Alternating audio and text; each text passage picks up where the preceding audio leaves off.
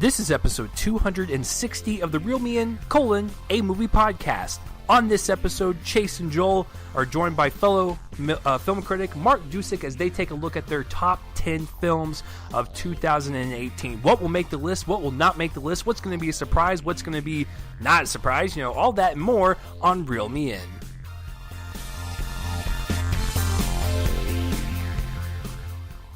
What is going on, everybody, and welcome to Reel Me In, a movie podcast. I'm one of your co-hosts, Chase Lee, and listen, if you're searching on the interwebs for another movie podcast, look no further. We are here to assist you with the movie news coverage, movie trailer coverage, and, of course, movie reviews for your movie taste and liking. Whatever you guys like in the movie world, we are here to help. And this is episode 260, like I said right at the top, and we're going to be looking over our top 10 films of 2018. It's always my favorite time of the year, Joel.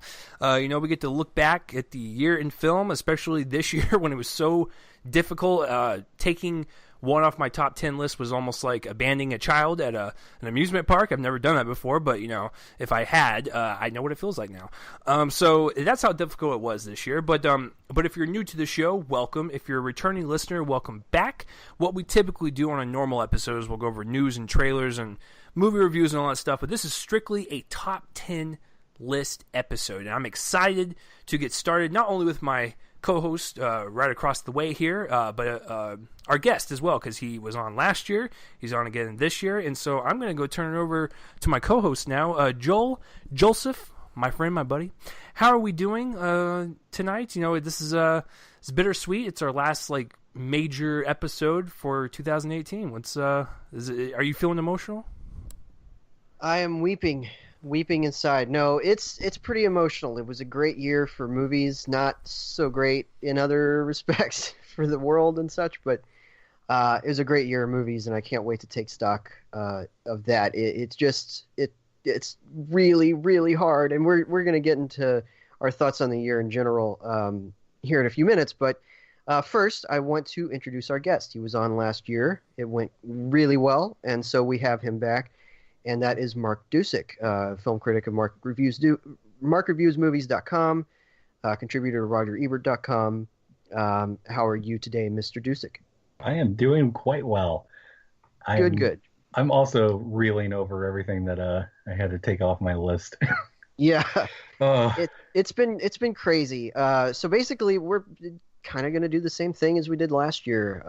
First, we're going to give 5 honorable mentions, movies that could have been on the list at some point, kind of the proverbial number 11, if you will. I know that I have 5 kind of tied for that position. 5 movies that we really liked that just didn't quite make it. Before we get to Mark's choice, Mark's going to go first on this. Mark, generally speaking, what did you think of this film year? And how hard was it to make that list? It was, we were talking about it before we started recording. I had as many contenders as I've had in the past, 2 years before this. And I don't know why, but it seemed a lot harder to narrow it down to 10. And even just picking these 5 honorable mentions was like pulling teeth, because I think I gave you a list of 9, and that was even not including ones that I really wanted to include on the list. It was so difficult. It was such a tough year to pick out 10 movies and then to figure out the order of them. It was so rough. It was such a good year. But like I said, it didn't seem like, if you look at the numbers, it wasn't a, much more significant year than in the years past, but it felt like it. I think the quality of, those 26 movies that I had in contention were just so good. That was what made it difficult. Yeah, it's one of those situations where at the top, it's like you said, the work is so strong that it's just really hard to rank them. But the fun thing about doing that, and it's, I think, something that I just kind of actively realize now, is that it's really fun to see number to number what the movies are, what's above kind of something else. And I think it was Siskel or Ebert or somebody on that show, kind of said, what does it all mean really to have one movie above another movie? But nevertheless, for people like us who are just kind of more list-minded, it's really interesting to see where stuff falls, what falls off that list, and yeah, it was just brutal to watch that happen at the end of the year. It always is, but it was just particularly this year. I don't know why. I just think that there's such quality work across the board, and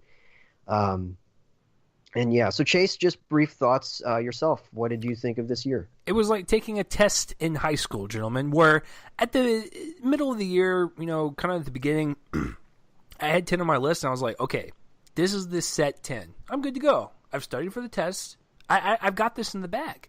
And then the last 2 months of this year, Hollywood decided to be like, hey, listen, we're going to give you this good movie, and then we're going to give you this good movie. It's like, no, because that means I have to rearrange my list. And so now I'm cramming for the test, and I felt like I was confident, but I was not. So that's what it was like for me. It was one of those years that, throughout the winter and the springtime, there was a lot of strong contenders for sure, and some of them might even pop up on my list still. But as the year kept going, it just kept getting stronger, and I got more irritated. My anxiety started shooting through the roof because I was like, well, if I take this off, then do I put this up there? Is it worth it? And it's like, it's just really hard to come up with a list like this, especially in 2018, which I would actually say is one of the strongest years we've had. So, like, once we reach 2020 and we look back at the strongest years this particular decade, I think 2018 will be in conversation. Yeah, for sure. It's a lot of strong work for sure. All right, Mark. So, what were those 5 that just fell off throughout the year for whatever reason? Yeah, or just right at the end of the year, it didn't quite make it. Yeah. I'm looking at my list now. I'm like, I think only 2 of them on my top 10 actually ended up coming out like the last 2 months of the year, which is surprising, but that's the way it goes. But let's see, The Ballad of Buster Scruggs, the Coen Brothers Western anthology, was really high up on like almost cracking the top 10, just because it's a great anthology movie, which is something you don't really get, period. Completely thematically coherent with, really good, or even a couple of great short stories in there.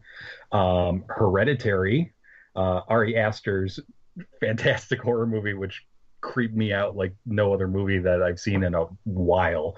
That thing's nightmare fuel. It is so good. I'm really excited to see what Aster does next, just because it's so strong, and Toni Collette's fantastic in it. I hope we talk about it later, but we'll find out. I have a feeling we might. Lean on Pete.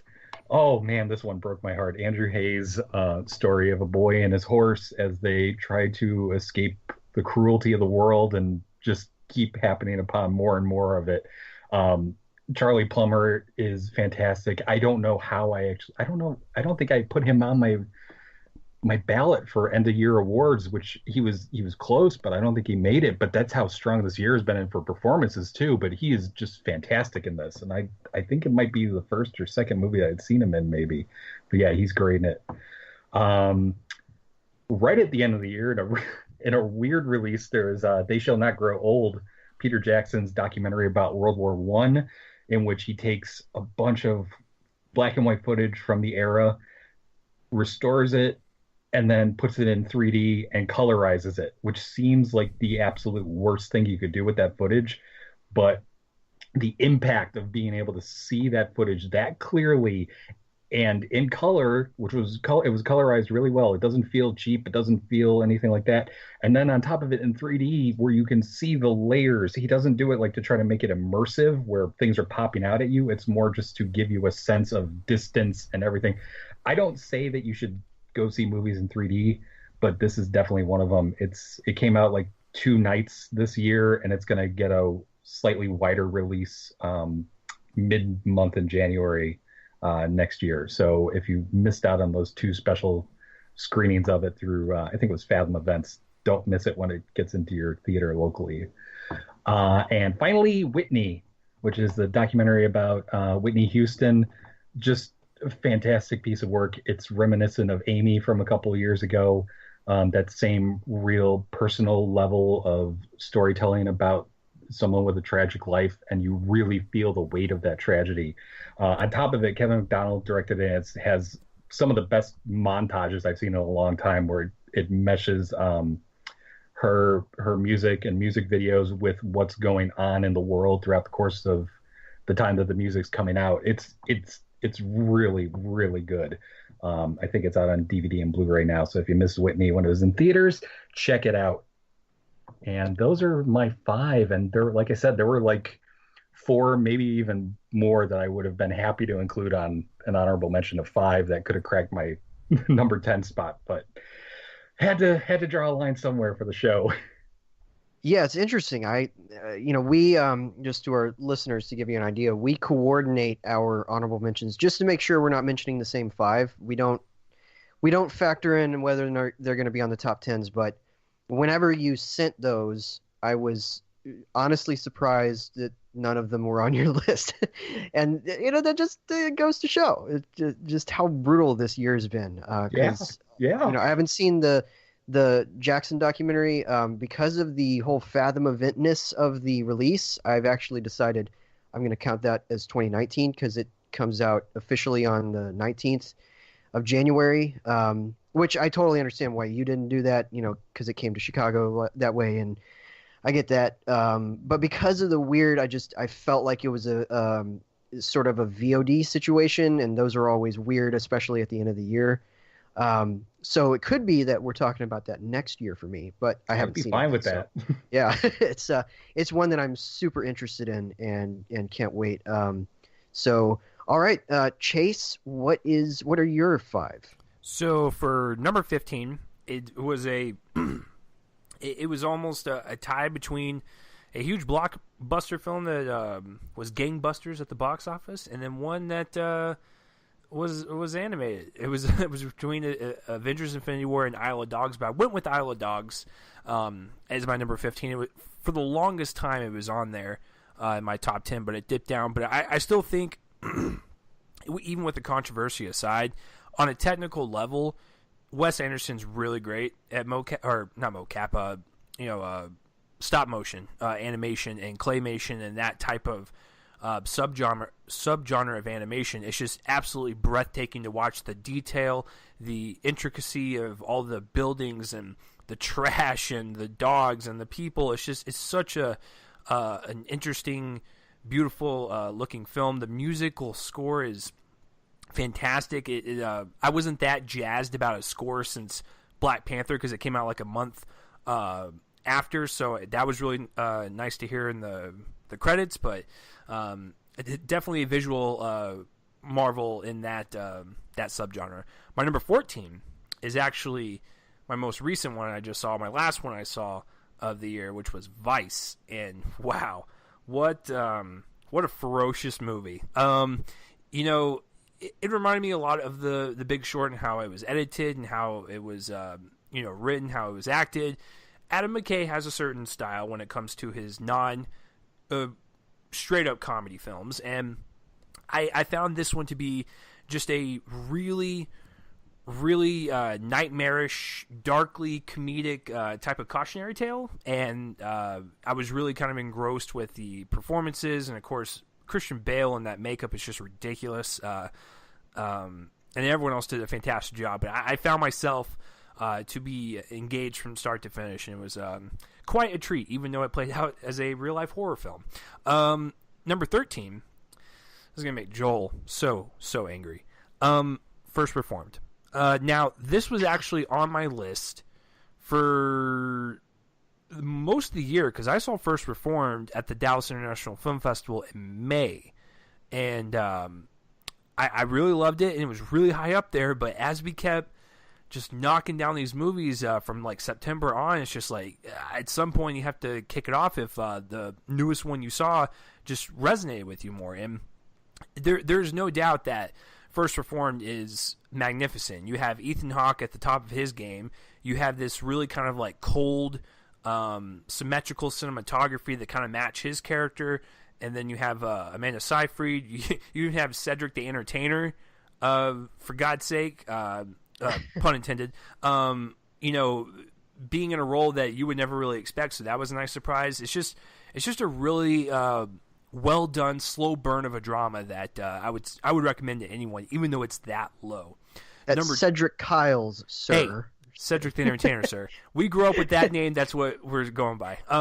Number 12 is a film that at some point you have to wonder with whoever you're taking with. When they hit a certain point in the movie, you have to turn to that person and go, did we drop acid before we saw this movie? That would be Sorry to Bother You.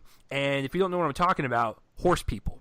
So with Sorry to Bother You, I know the whole horse people thing kind of throws people off, but I still found it to be kind of like this, interesting kind of sci-fi look on reality, and really kind of applying these almost like dreamlike filming techniques, whether it be the kind of colorful, lively cinematography, or even like this kind of like kooky editing they have going on. It's just everything about it just seems so off-world and off-canter a little bit.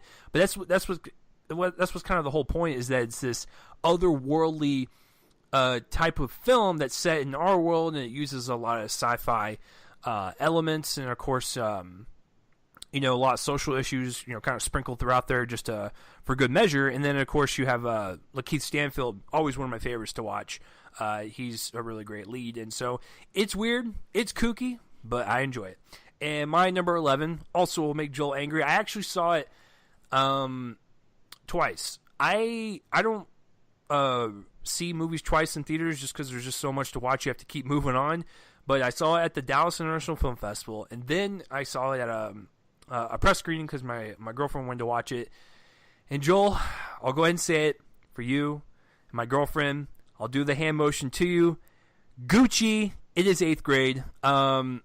It's one of those things to where you don't know what to expect because it's Bo Burnham. I love Bo Burnham's stand-up, integrating, his comedy and his music. He's got a very dry wit to him that I've always found really just kind of intriguing. And, when you apply that into an 8th grade form, I think it works, because a lot of 8th graders kind of have like that awkward kind of dry sense of humor.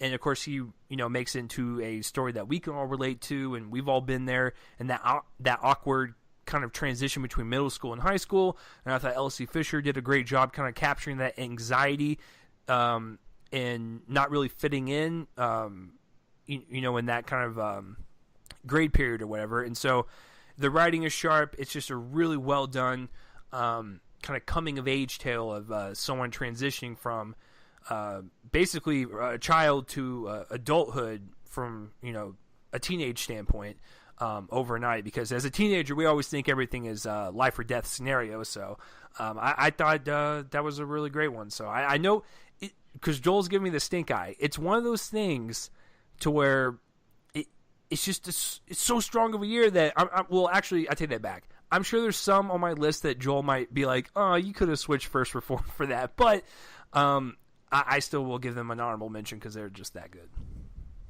Well, ironically enough, 8th grade didn't make my list. I know, which is weird because, what? Yeah, exactly. Yeah. Mark just had a heart attack. He is dead. Thank you, Mark, for joining the show. Oh boy. It's a strong list of films there. I know that we have a dissenter among our list on Sorry to Bother You. Yep. That's totally fine. Yeah, totally fine. But yeah, I'm sure we'll get to some of those a little later. But I'm telling you, 8th grade was another one of those casualties to just a great year where it was just bumped out by stronger competition. But Elsie Fisher's performance is one of the best of the year in general. I mean, not only as a breakthrough, but just a performance that is full of compassion and that perfect sense of an 8th grader kind of stumbling over her words, kind of making these YouTube videos where she doesn't really follow the advice that she gives people, or she has trouble following that advice. And it's just a really lovely movie. It was definitely one of the more memorable viewing experiences at the film festival for us, and we saw a lot of great movies there. So it's so many good ones. Really great movie. All right, so getting into my list of 5, I come to realize that it would actually be a really good just top 5. for the year. And of course, I listed him here in alphabetical order, but it's a great list. So I start with First Man, which takes the moon landing by Neil Armstrong and turns it into kind of a study of a man who really wants to isolate himself away from his own grief, and kind of marries that to this very down-to-earth portrait of a international really hero. It's anchored by this great performance from Ryan Gosling that is quiet. It utilizes Gosling talents. Let's just say that, because he's an actor who knows how to convey a lot without moving his face, which is what he does in a lot of his roles. Drive, certainly Only God Forgives, and just a great performance from him. Great movie. Didn't quite make the list. Leave No Trace, this really tender study of kind of hand-to-mouth living by choice for a father and his daughter who have to reassimilate into the society after being discovered in the woods. And the movie kind of provides a fork in the road of sorts for them by the end that is really touching and real. And of course, it's directed by Deborah Granick of Winter's Bone, a movie that was my number 5 of 2010. This somehow didn't make my list. Private Life, the really compassionate and really bitingly funny study of middle-aged marriage and its kind of malcontents in terms of not malcontents, that's not the right word, but anyway, the problems that arise of people who were gonna have a baby at one point and decide 20 years after that point that they're gonna have a baby and confront the problems of aging. It's great. Has tremendous work from Catherine Hahn in particular, and Paul Giamatti's fantastic. So yeah, love that one. Three Identical Strangers is a wild and really, really emotional documentary about the triplets who find out they're triplets in 1980 New York.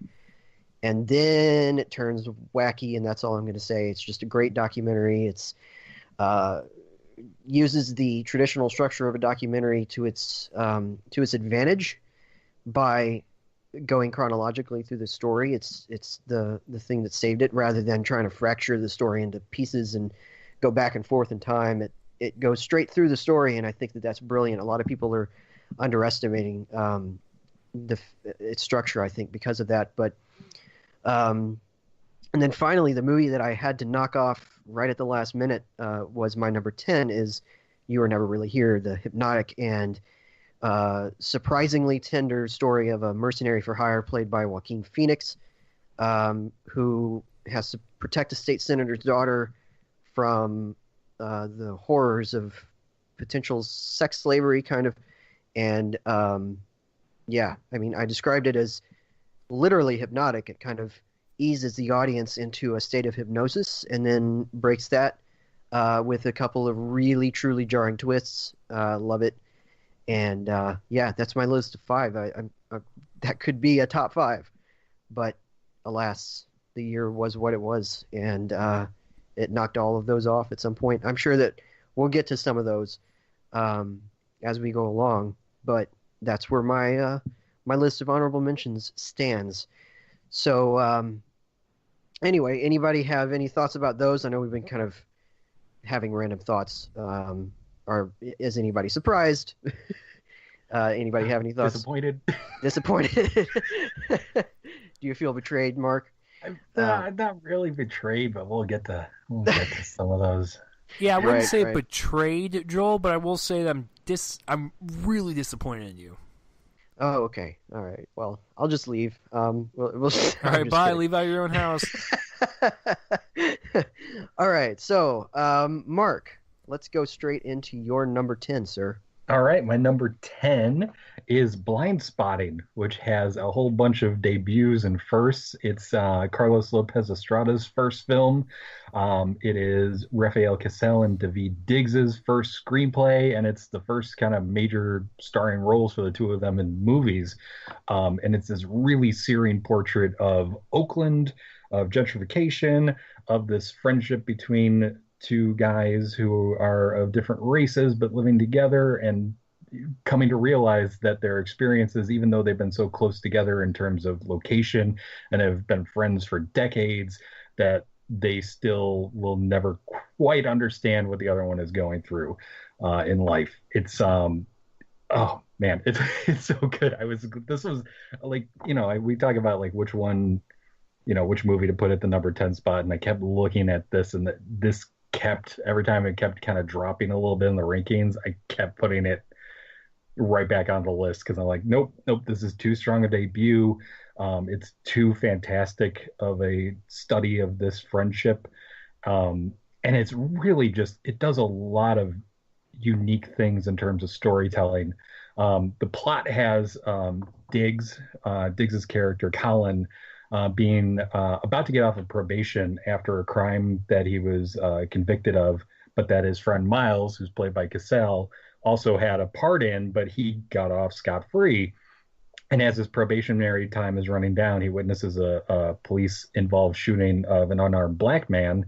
And for the rest of the film, basically is him coping with witnessing that and trying to figure out what he should do about it, because if he goes and says something, it might affect, maybe the cops will start targeting him, and he's about to be a free man finally. And the way that Estrada portrays that in the cinematic language that we usually associate with post-traumatic stress disorder is just, it's fascinating, and it gets you into that mindset of what it must be like. None of us have this understanding of what it would be like to be that kind of a target all the time. And so to communicate it in that way is really strong. There's a standoff with a cop near the end that takes the form of a rap, which is just amazing. And the final scene between the two friends it's shattering, just as they say Collins says what's been on his mind for years that he just couldn't quite communicate to his friend. It's really good. It is my number 10, and I don't know, this seemed to go by the wayside. I think a lot of people, I think Odie Henderson over at Ebert had it as his number 1. I'm really glad that somebody had it up that high. It's a really strong piece of work. Great first film. Great first screenplay. This should be in the talk for best screenplay nomination, but it won't be for some reason. I don't know why, but oh well, what are you going to do? But yeah, people should check it out. It is definitely now available on DVD and Blu-ray. I own the Blu-ray, and I can't wait to revisit it again. Well, we'll get back around to this one for me. Ray. But Chase, do you want to pass, or? I think I'm going to take a hard pass on that one too. All right. So, cool. Chase, what is your number 10? So, my number 10 is a film of a filmmaker of which I share the last name with. So, it's Malcolm D. Lee's Night School. No, I'm just kidding. It's actually Spike Lee's Black Klansman. And, me being born in 1990, sorry, Mark, I don't really know much in the world. And so, I didn't know about the whole Ron Star Wars story. I didn't know about the infiltration into the KKK. I didn't know about any of that, but when I heard that Spike Lee was going to team up with the Get Out producers to make this into a story, I was wondering which way they were going to go in terms of like drama or comedy. Which way were they going to swing at? And when the reviews started coming out, a lot of people were kind of taken back by the tone shifting. That didn't really bother me because I thought it was actually balanced pretty well, because it starts out like a comedy and kind of dips its toe into drama throughout the entire thing, but like there's a certain point where it just kind of shifts gears into this really kind of like hard-hitting, like suspenseful thriller, and then it also has like the powerful messages at the end. I just thought it was a really well-rounded package, and for me, editing from that genre to that genre to that genre, it seemed really fluid to me. And of course, on top of all that, you have John David Washington giving a really, really fantastic performance. And I'm not even joking. I've seen the movie twice now. If you close your eyes in certain scenes, he sounds just like his dad. It is quite frightening. And then also you have a wonderful supporting cast around him with like an Adam Driver who gives one of the more memorable scenes with him in a garage. Throughout the entire year, that's one of the scenes that kind of pops up for me. And then, of course, Topher Grace as David Duke, the good old head of that chapter of the KKK. I thought that was a really kind of career-changing, role for him. So that was really nice to see. I just thought it was really, really kind of powerful stuff. But at the same time, what Spike does best, and he does in all of his movies, is he makes his movies entertaining. It's an entertaining movie, even if it didn't have a message to it. It's just a really, really just fun watch of this black gentleman who is an officer infiltrating the KKK, which is like this kooky concept that you would think of as like a comedy, but it works as a comedy drama kind of suspenseful thriller horror movie hybrid. I just really love it, and I just think on a second watch I knew right then and there this is a number 10 spot. And so I hadn't been impressed by a Spike Lee joint in a while, but this one impressed me. Well, I'm going to pass on this one. I shall also pass for a few minutes, I think, or more. Okay. Oh, thanks for spoiling that, Mark. Sorry. All right. Well, my number 10 is the best documentary that I saw in 2018, and that is Minding the Gap. This one comes from director Bing Liu, who goes back to his hometown of Rockford, Illinois. It kind of takes place in two timelines, really. You have the present where he's actually interviewing people, including his mother and some of his friends from childhood. And then you have the past where he has compiled a bunch of footage of those people as they grew up in houses of abuse and neglect, and kind of bounced back, maybe didn't, from those lives by way of skateboarding. And so it's not just a great skateboarding movie, but it is. You have this really like magnificently shot footage of them skateboarding down the streets and such, and it's just magnetic. And then you have these really touching stories of people just trying to reconcile their lives of abuse, and that includes the director, who mostly keeps behind the camera, but during the film's most potent moments interacts with his subjects in a certain way. He tells one named Kier, I think, that he's been inspired to make this documentary because of hearing Kier's story.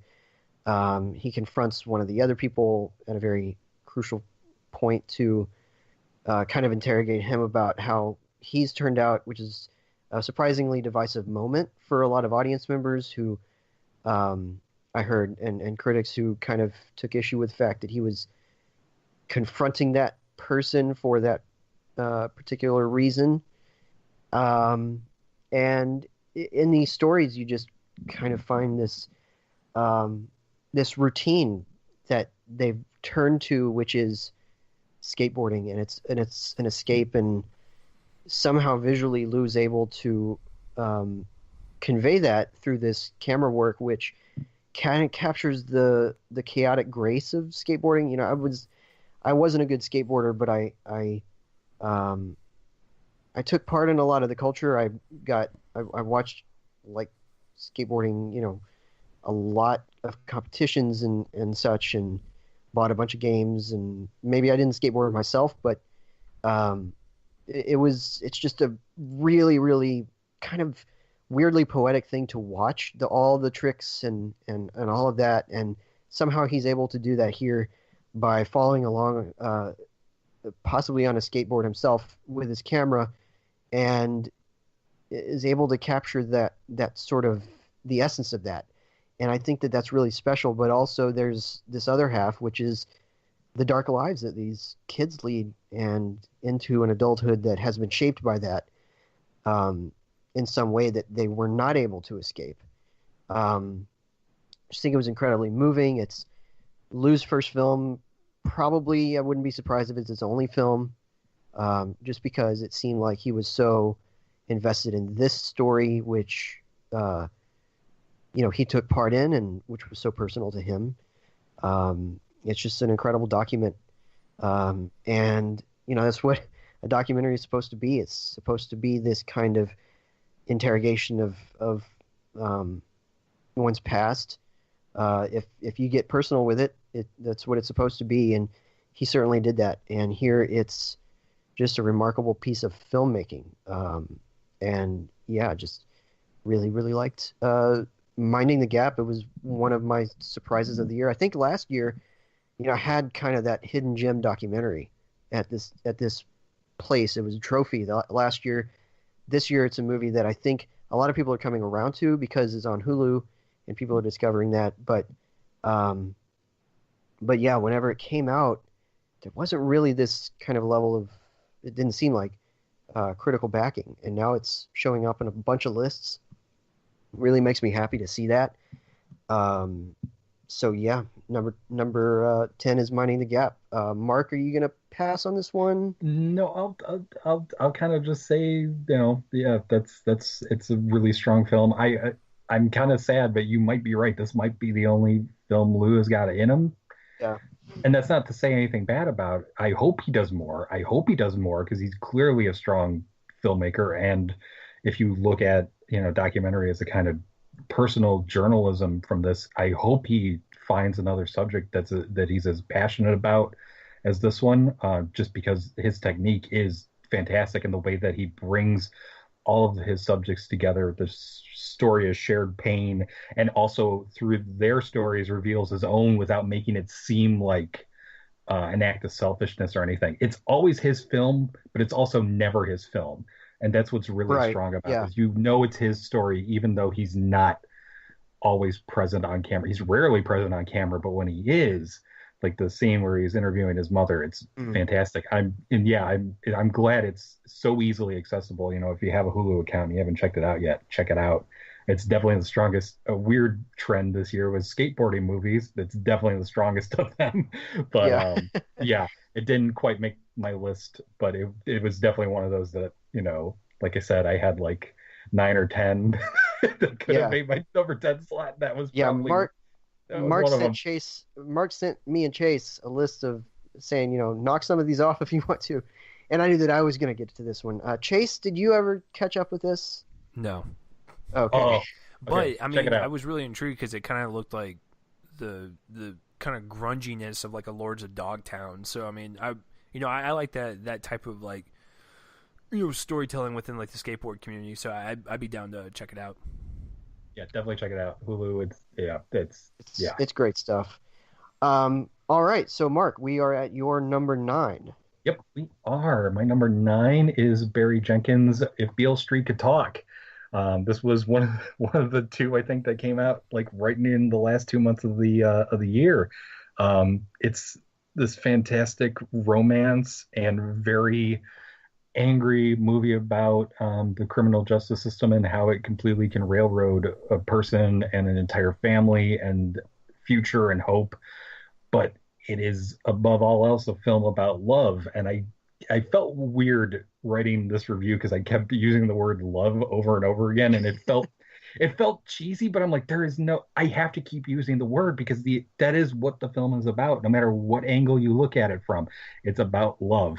Whether it's the two lovers at the heart of it, Alonzo, played by Stephen James, and Tish, played by Kiki Lane. It's about their love, which is told entirely in flashback throughout the course of the film, which really makes you feel the impact of what happens. Essentially, Alonzo is arrested and is awaiting trial for a rape that he says he didn't commit, that Tish says it would have been impossible for him to commit because of the the geography of New York City, it would have been impossible, and that no one who knows Alonzo believes he could have committed. And so it's pretty much a given that he didn't do it. And then obviously the witness didn't see the man who raped her, and there's absolutely no reason to believe that he did. And then in the present day, Tish is pregnant, and she's trying to figure out how, with Alonzo's baby, and is trying to figure out what to do, being, a single woman with a close-knit family and without the man that she was going to marry, like, almost immediately, and trying to figure out how to cope with that. There's so much going on in this film that it's hard to keep track of it, but there are just all these various scenes of them, the two of them interacting with others, whether you have Alonzo meeting up with one of his friends. It's a really short role by Brian Tyree Henry, who's fantastic. He was in jail at one point, and they just sit down and commiserate about what it's like to be a black man in 1970s New York, with the cops just always looking at you funny. Regina King plays Tish's mother, who goes eventually tracking down the woman who accused Alonzo. There's love there. There's love between Tish and her sister, and Tish and her father, who ends up going back to hustling with Alonzo's father. It's just, there's just so much. And Jenkins is adapting. He directed and wrote the film. He's adapting James Baldwin's novel. And I think that might be the greatest act of love in the film, is that Jenkins doesn't compromise Baldwin's view of how the personal and the political are always dancing and intertwined, that you can't remove one from the other. And so the film is overtly political, but it never feels like it's a screed or that it's anything else, because it stays so close to the personal stories of these characters. Yeah, I mean, I'm surprised it ended up this low, but I mean, it was, like I said, it was a strong year, and this is a fantastic follow-up to Moonlight, which is Jenkins' last film, which won Best Picture, obviously. I wouldn't be surprised if this does well in award season 2. It's a film that I think anybody who sits down and watches it is going to be like, this is doing a lot, and it's doing it all really well. So yeah, If Beale Street Could Talk is my number 9. We'll be talking about it. Yeah, we'll be coming back to it in just a couple of minutes. But cool. Chase did not see this, and I'll just let him explain what happened. Oh, yeah. So I was going to see it, but then I had a couple nails in my tires, and I had to watch something closer, so Vice was the only option. Because I live in Arlington now, which seems like a million miles away from Dallas, and so If Beale Street Could Talk was the only place it was playing at. So, I just couldn't get it in time. So sorry, fellas. It happens.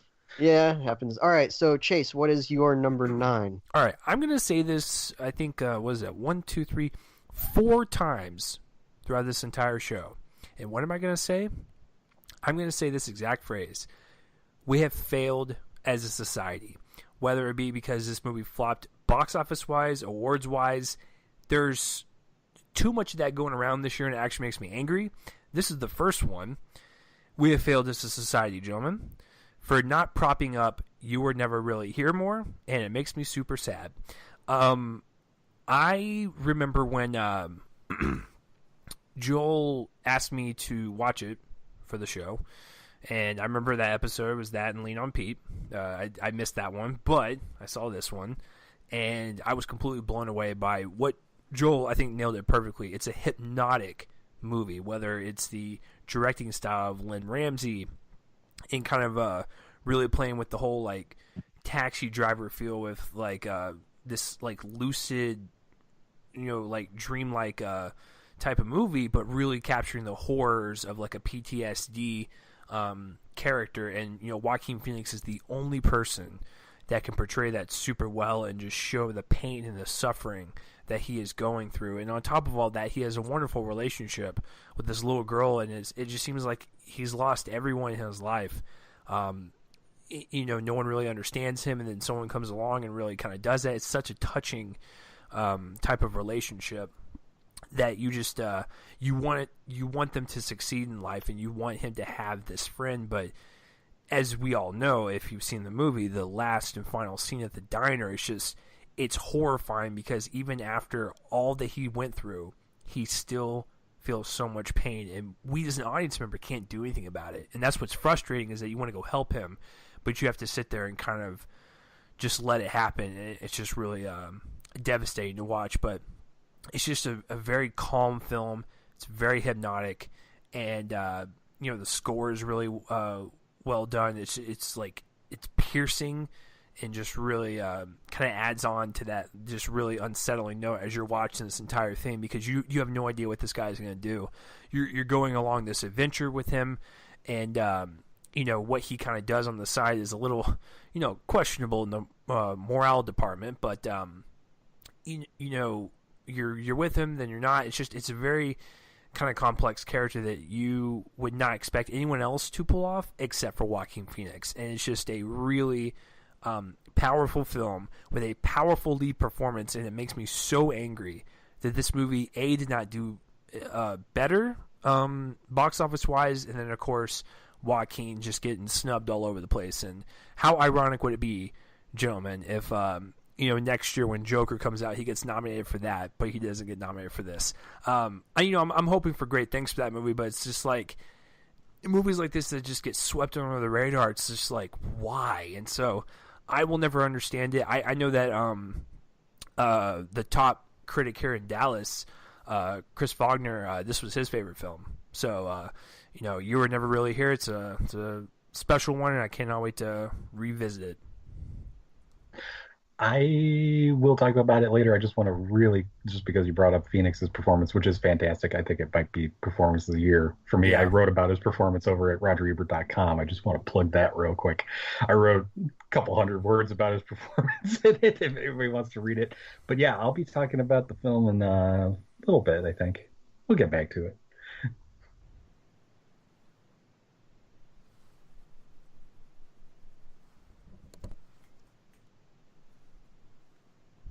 I think Joel's. Oh man, did you put yourself on mute? I did. Oh, so yes, that is your fault. You're making me feel bad so for well. Not... We were doing it's so okay. well.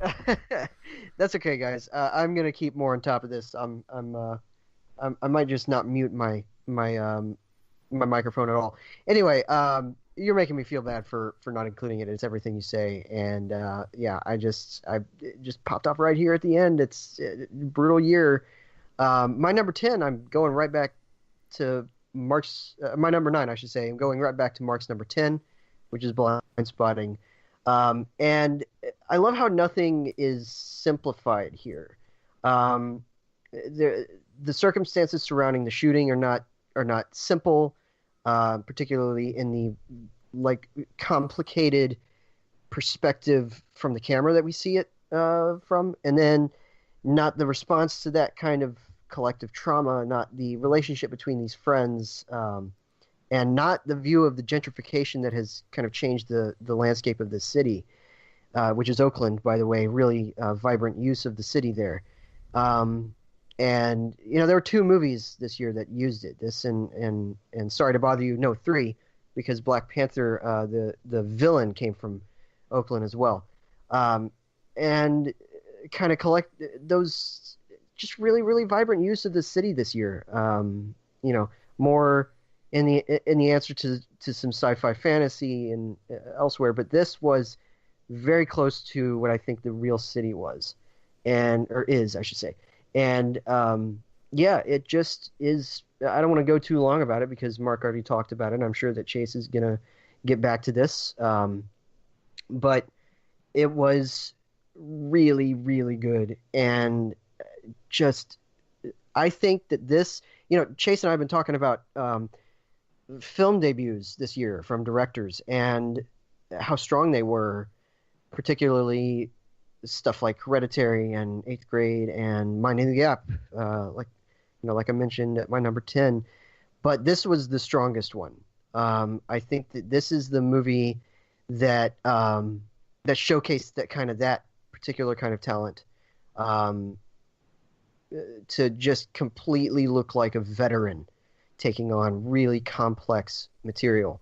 And doing it justice on screen. It's really something special. And yeah, so I'm happy that it's made apparently all three of our lists. Chase, yeah, you're passing on this one. I know, Mark, you loved it, so I guess we can go ahead and move on to Mark's number 8. That's correct. Yeah, yeah. I'm glad that it's showing up on our list at least. Yeah. My number 8 is Paul Schrader's First Reformed, with a fantastic, probably my second or third of either gender performance of the year from Ethan Hawke as a minister who is having some hard times and then keeps having harder times when he realizes that the entire world is going to crap. I never really thought of it that way, but that's the way things are. And Chase, you talked about this briefly, but yeah, it's I other than Hereditary, this might have been the film that I felt most uncomfortable watching, just because you feel like you were there along with him in this really darkened rectory as he's sitting there just writing in a journal and staring in the darkness at his laptop screen and just looking at all this, horror in the world of what we're doing to the environment and getting so caught up in it. And you feel helpless. You feel completely helpless, just like he does, because you have no clue what answers there are to this problem. You have no clue how he's going to figure out what to do. It's not a horror film, but it feels like one. And then Schrader also films it. This was kind of I feel like this was a running theme in the Academy ratio, the Boxy ratio. I feel like that came up a couple times this year, but maybe I'm wrong in thinking that, but I think it did. And it really, in this case, it feels so claustrophobic that you are with him this entire time in his headspace on top of it. And Schrader's use of color just in that darkness, and there's these striking scenes of him in the woods, which is brighter, but it still feels dark against the snow when he goes to witness what happened to that parishioner who got him thinking about the environment in the first place. I'm not as convinced about Seyfried's character maybe as some, but I think she's quite good for just being there as the one sign of hope. But I mean, Paul Schrader is very obsessed with the masculine way of thinking, I think, and doesn't usually have room for women in his movies. And in that case, she's pretty strong by comparison to some other ones in Schrader's filmography. But yeah, I felt like I was inside his headspace, and the dialogue with all these discussions and debates about how we confront the darkness of the world and what it makes us feel, angry and hopeless, and what can we do about that. The ending, I won't say anything, but the ending is fantastic. It's I don't know what it's communicating, except that there really is no definitive answer to that, and it's either spinning around without an answer or spinning around in some kind of fantasy. But it's the first time the camera really moves, and you feel that too. Schrader's First Reformed, it's his best film in a while, and Hawke's performance is great. And yeah, that is also available on DVD and Blu-ray, I know, and probably on some streaming service too. But yeah, check that out if you haven't, and maybe during the daytime, because it does really feel yeah oppressing. It's an oppressing viewing experience. I'll be coming back around to this one in a little while. Right. So Chase, we are up to your number 8. Okay, so out of my entire list, this is the earliest film of the year that I have on my list. And when I first saw it, I was immediately blown away. And I honestly was thinking to myself, could something this kind of out there and weird, could this withstand my list? And as the year kept going and going, and I realized that, yeah, this is staying on here. Now, earlier in the year when we did our, midway point, it was a lot higher, but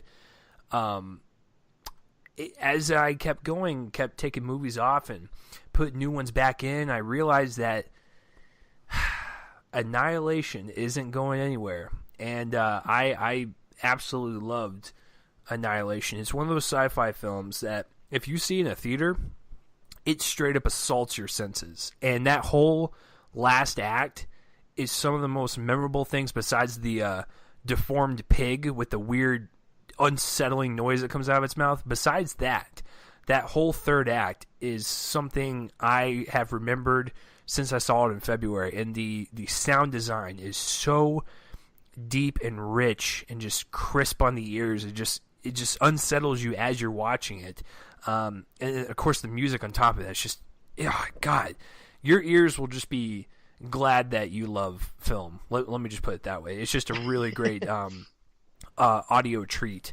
But on top of all that, it's a great visual treat too. It's a really interesting sci-fi story. I don't really want to say much, but it's Natalie Portman and her group. They go into this kind of like weird little bubble, so to speak, and no one really knows what's kind of beyond in there, and she gets really kind of deep in there, and it has to do with a lot with extraterrestrial beings and how they perceive humankind. It's just a really fascinating sci-fi tale to where on its surface it maybe feels like something we've seen before, but it's just told in such a unique and fresh perspective from Alex Garland that you could look at his previous film like Ex Machina and be like, oh, that's stuff we've seen before, AI kind of going bad type of deal, but he presents it in such a way to where it's visually striking. It's an assault on the auditory senses, and Natalie Portman gives a fantastic performance. Once again, this is also a movie we have failed as a society, and I said this when we reviewed it. I don't care what people think about Mother. I still appreciate the boldness of Paramount wanting to put that movie out, because they did the same thing here. Even if you hated Annihilation, I still appreciate the boldness and just the confidence that studio has in putting these risky movies out, because these movies are not doing well. And so continue to do that. Continue to put more stuff out there, because then some of them might stick for some people, some of them might not. But I just thought Annihilation was a wonderful sci-fi experience that I can't wait to rewatch it. I actually bought it for super cheap at Best Buy the other day because it was on sale, and I was like, yeah, I can't wait to watch it again with some really great surround sound. So Annihilation, Joel, it stuck in there almost a whole year. It was your number 2 at the halfway point. Yeah, it was high up. I'm not going to pass on this one. I liked it. I've told you this. It's really striking. I think that it enters into kind of a pattern almost in the second act that I felt like interfered with some of its potency. But the images, though, and the sound work, particularly the sound design, amazing. So, yeah, Mark, are you going to pass on this one, or are you more with me on it? I'm more with you on it, but yeah, it's the bear scene terrified me to no end. The noises that came out of that bear's mouth it's something that just makes you feel like queasy because you don't know what it is. Yeah, and then you start to realize what it is, and then it becomes even more horrifying. Yeah. It's like, what is that sound? And then the implication of what happened. Oh, yeah, I do want to revisit it. I thought it was going to show up on Netflix. I don't think it ever did. It did in like other countries because they really didn't have any. They really didn't think it was going to do well. They were unfortunately right. I mean, yeah, it'd be great if we could get more films like this coming from major studios, but they'll eventually go bankrupt because apparently nobody wants to see them. I don't get it. Like it's scary. It's challenging. It's smart, and yeah, it gets weird. But I mean, I don't know how much weirder it is that climax is than anything in a superhero movie. I mean, if you think about a superhero movie for like 30 seconds, you'll realize how silly it is. At least this one has ideas going along with it. And I don't know why something like this can't cross over in the mainstream, but if it can't, that's a shame because I don't know. Garland is hit and miss with me because I wasn't a big fan of Ex Machina, but I did like this one quite a bit. So yeah, it's better. It's definitely better than Ex Machina. That's a movie that I was positive on at first, but a couple of watches later, I'm more circling around your take on it, Mark. But I do want to watch Annihilation again, though. Yeah. I really wanted to rewatch some of the movies that you guys loved, and Mark has a couple that I was just kind of less enthusiastic about, and I never actually got to those because of work. But it's yeah, it's really striking stuff. So You know what? what? Sorry. You know what? The former president of the United States had Annihilation on his top 15 of the year, so you're in good That's company, true. Chase. That's true. All right. So it's interesting because Mark keeps kind of undercutting me here because my number 8 is his number 9, which is If Beale Street Could Talk. Yeah, this movie is just special.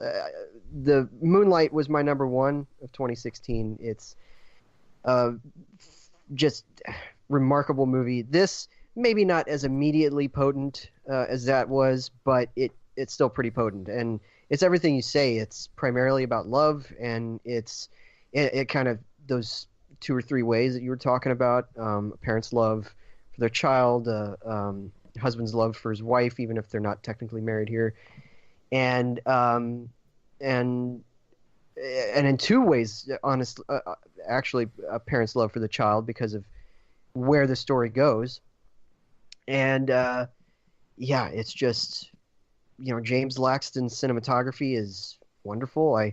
We just did a show reviewing this where I reviewed the movie, and I talked about that shot that I think is like a couple of 360-degree takes around a wood sculpture, where Fonny is kind of working on this wood sculpture, and kind of he's smoking at the same time, and the smoke and the dust from the wood shavings kind of comes up in a cloud over the sculpture that he's making, and I just can't stop thinking about that. I just saw the movie last night, still kind of processing it. Definitely know it's around here on my list, but it's a beautiful movie.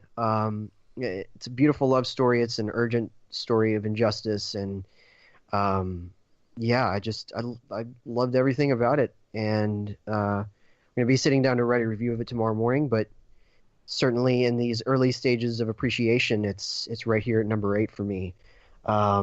So Chase, definitely get on this as soon as you can, my friend. Yeah, I watched it again. Yeah, I watched it once and I watched it again before reviewing it. The one thing neither of us mentioned is Nicholas Britell's score, which is my gosh, amazing. Yeah. and we'll get back to him a little bit later, but it's a great score. It's kind of jazz infused, but not quite jazz. It's almost like jazz instruments used for classical music in a way. That's kind of what, because you can definitely hear the horns, but they're moving the music is moving in a way that a violin might. And I thought that was really fascinating. Yeah, and it's one of the scores of the year just because of the way it complements the film so much, and it adds to it too. It adds a layer to the film that you might not have had. I mean, Jenkins is a fantastic filmmaker, obviously, but that score adds so much to it. Anyway, if we're going to talk about him later, that's cool. Yeah. All right. So Mark, we are up to your number 7. My number 7 was Chase's number 10, and that is Spike Lee's Black Klansman, which knocked me out when I saw it, press screening on, I don't know how they pulled this off, but somehow a new Spike Lee film ended up like in all the Dolby theaters across the country, which was totally worthwhile to watch it that way. That's how I watched it, and that cinematography is some of my favorite of the year, but I'll just... Yeah. What struck me, and watching it again recently, it was one of the ones that I just felt like I really wanted to rewatch. Not to make sure it was as good as I thought it was, but just because of the experience of it. I needed to experience the film again just because it's so great. But what struck me the first time and this time again, although to a lesser degree, was how it's not just this great story about the weirdest probably undercover police sting ever, with a new black police officer in Colorado Springs going undercover and infiltrating the KKK of all things, but that it also, Lee is telling the story of film, of racism in film too. It's not just this great story, it's also a piece of film analysis, and it is, the two things are intertwined so well that I don't know how many people really, people picked up on the fact that like he was bringing up Birth of a Nation, which you can't pass up because it features in a key scene, and Gone with the Wind at the beginning, and also Alec Baldwin playing this racist doctor, quote unquote doctor, at the beginning in an educational quote unquote film strip. You have to put a quote unquote across a lot of things in this, but it just tells this story. And there's also, and I didn't mention it in my review, but I noticed it the first time, but there's also the scene where Washington's character is talking to the woman who's the head of the Black College Student Union, and they're discussing blaxploitation movies too, and they're discussing how Superfly versus Shaft and which one is the more positive influence on the African American community. It's like these little touches throughout the whole film that really make you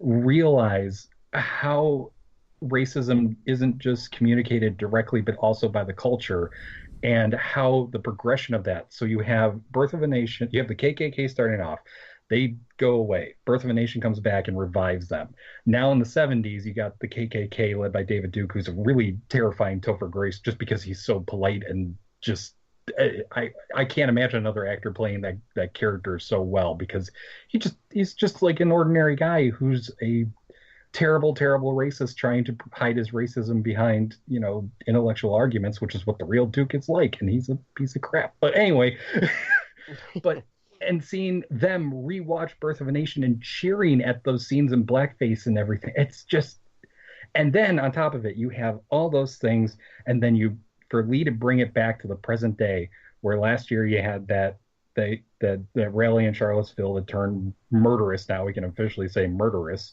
And I watched that the day that the verdict came down for the guy who murdered that woman, and that moment is powerful. The first time I watched it, and it was especially powerful this time. But to see how the racism of the past becomes that of the future, and then to make us fully aware that that's our current present, it's Lee's best film in a long time. I feel like maybe in a couple of years, after a couple of rewatches, I might be like, this might be one of his best. I mean, right now it's sitting at my number 7. But yeah, it's that powerful of a work. Do check it out if you haven't yet. It's a great story, but it's also a great piece of film analysis, and it also is telling us a lot about how we got where we're at right now. So yeah. And it's also my number 7. Yeah, this movie is really something else. I went long in the opening of my review about a certain word that is stated. And I feel like it really got to the heart of the movie in an unexpected way. It's conversation between a member of the KKK named Felix, played by Jasper Pakonen. I think that's how you say his name. And the white officer who is playing Ron Stallworth on set, if you will, for lack of a better term, played by Adam Driver, who is a Jewish officer and slowly comes to realize that he's as much of a target as Ron Stallworth is. And there's this Jew detector test, that's what they call it.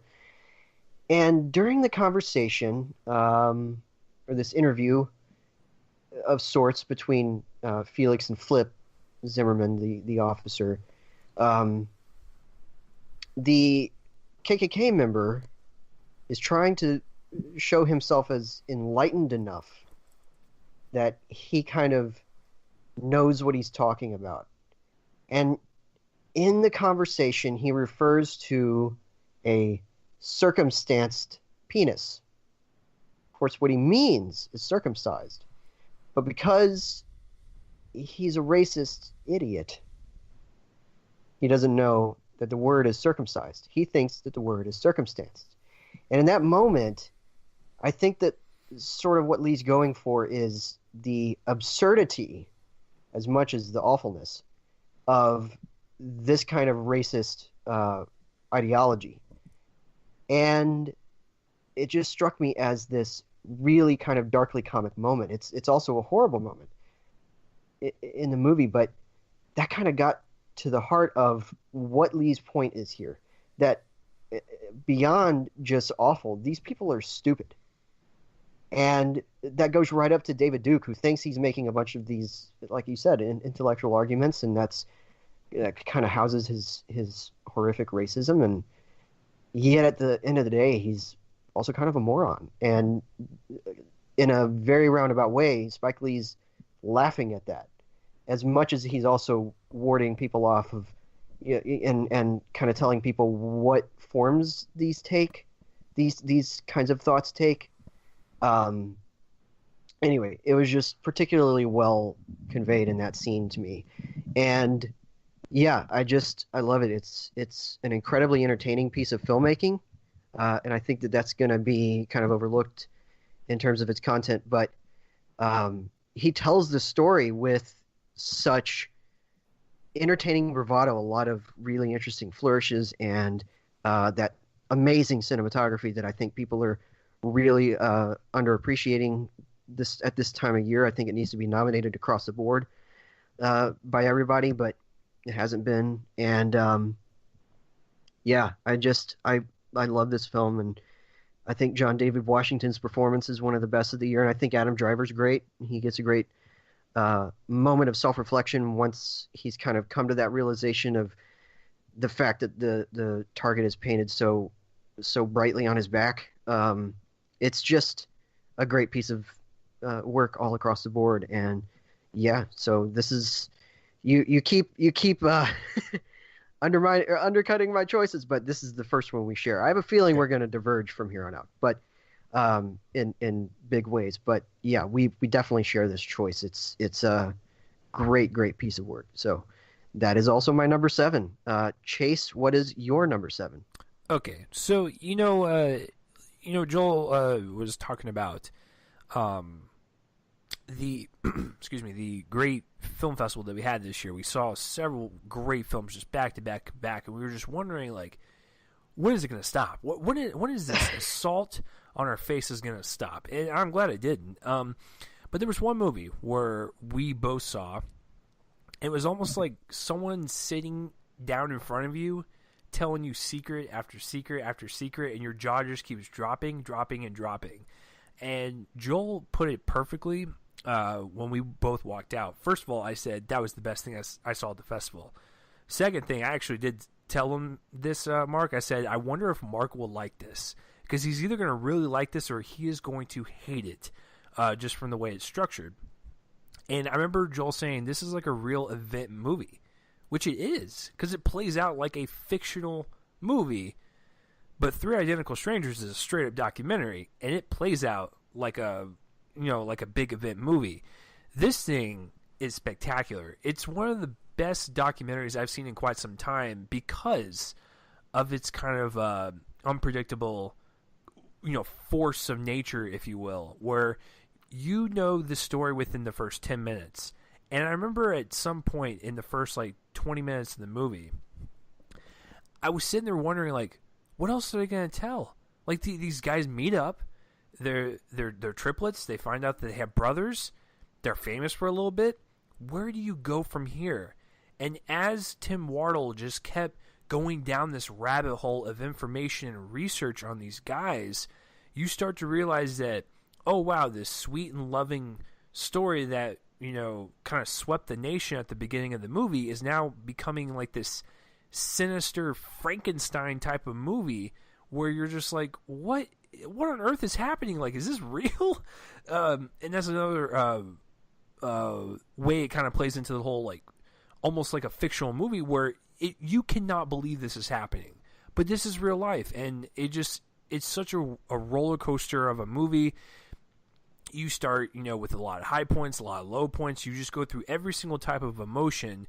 And Wardle also balances all these different types of tones and genres just so fluently that, once again, you would suspect it as just a normal fictional movie you would see in theaters. But it is a documentary through and through. One of the more fascinating stories that I have seen in the documentary space. And I was completely blown away when I saw it at the festival, and I'm still blown away now because I still think about it. It was one of those movies where when Joel and I saw it, we had no idea what to expect. And I remember we actually saw that movie instead of Blind Spotting. and we had a choice. And obviously, we didn't make a wrong choice. They're both great movies, but like it was great to see like a documentary take a risk on it and then go on this wild adventure that it took us on, and I couldn't be more happy. It is a trip, and I absolutely love it. Mark, are you gonna pass on this one? No, I'm not. Yeah, it's an emotional ride. It takes you through so much, and yeah, I mean, yeah, you nailed it.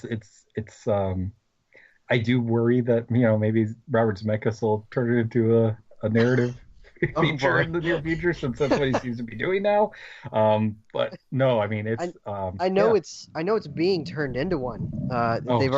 They've already optioned the story. I don't think there's a director attached, but Chase and I both agree.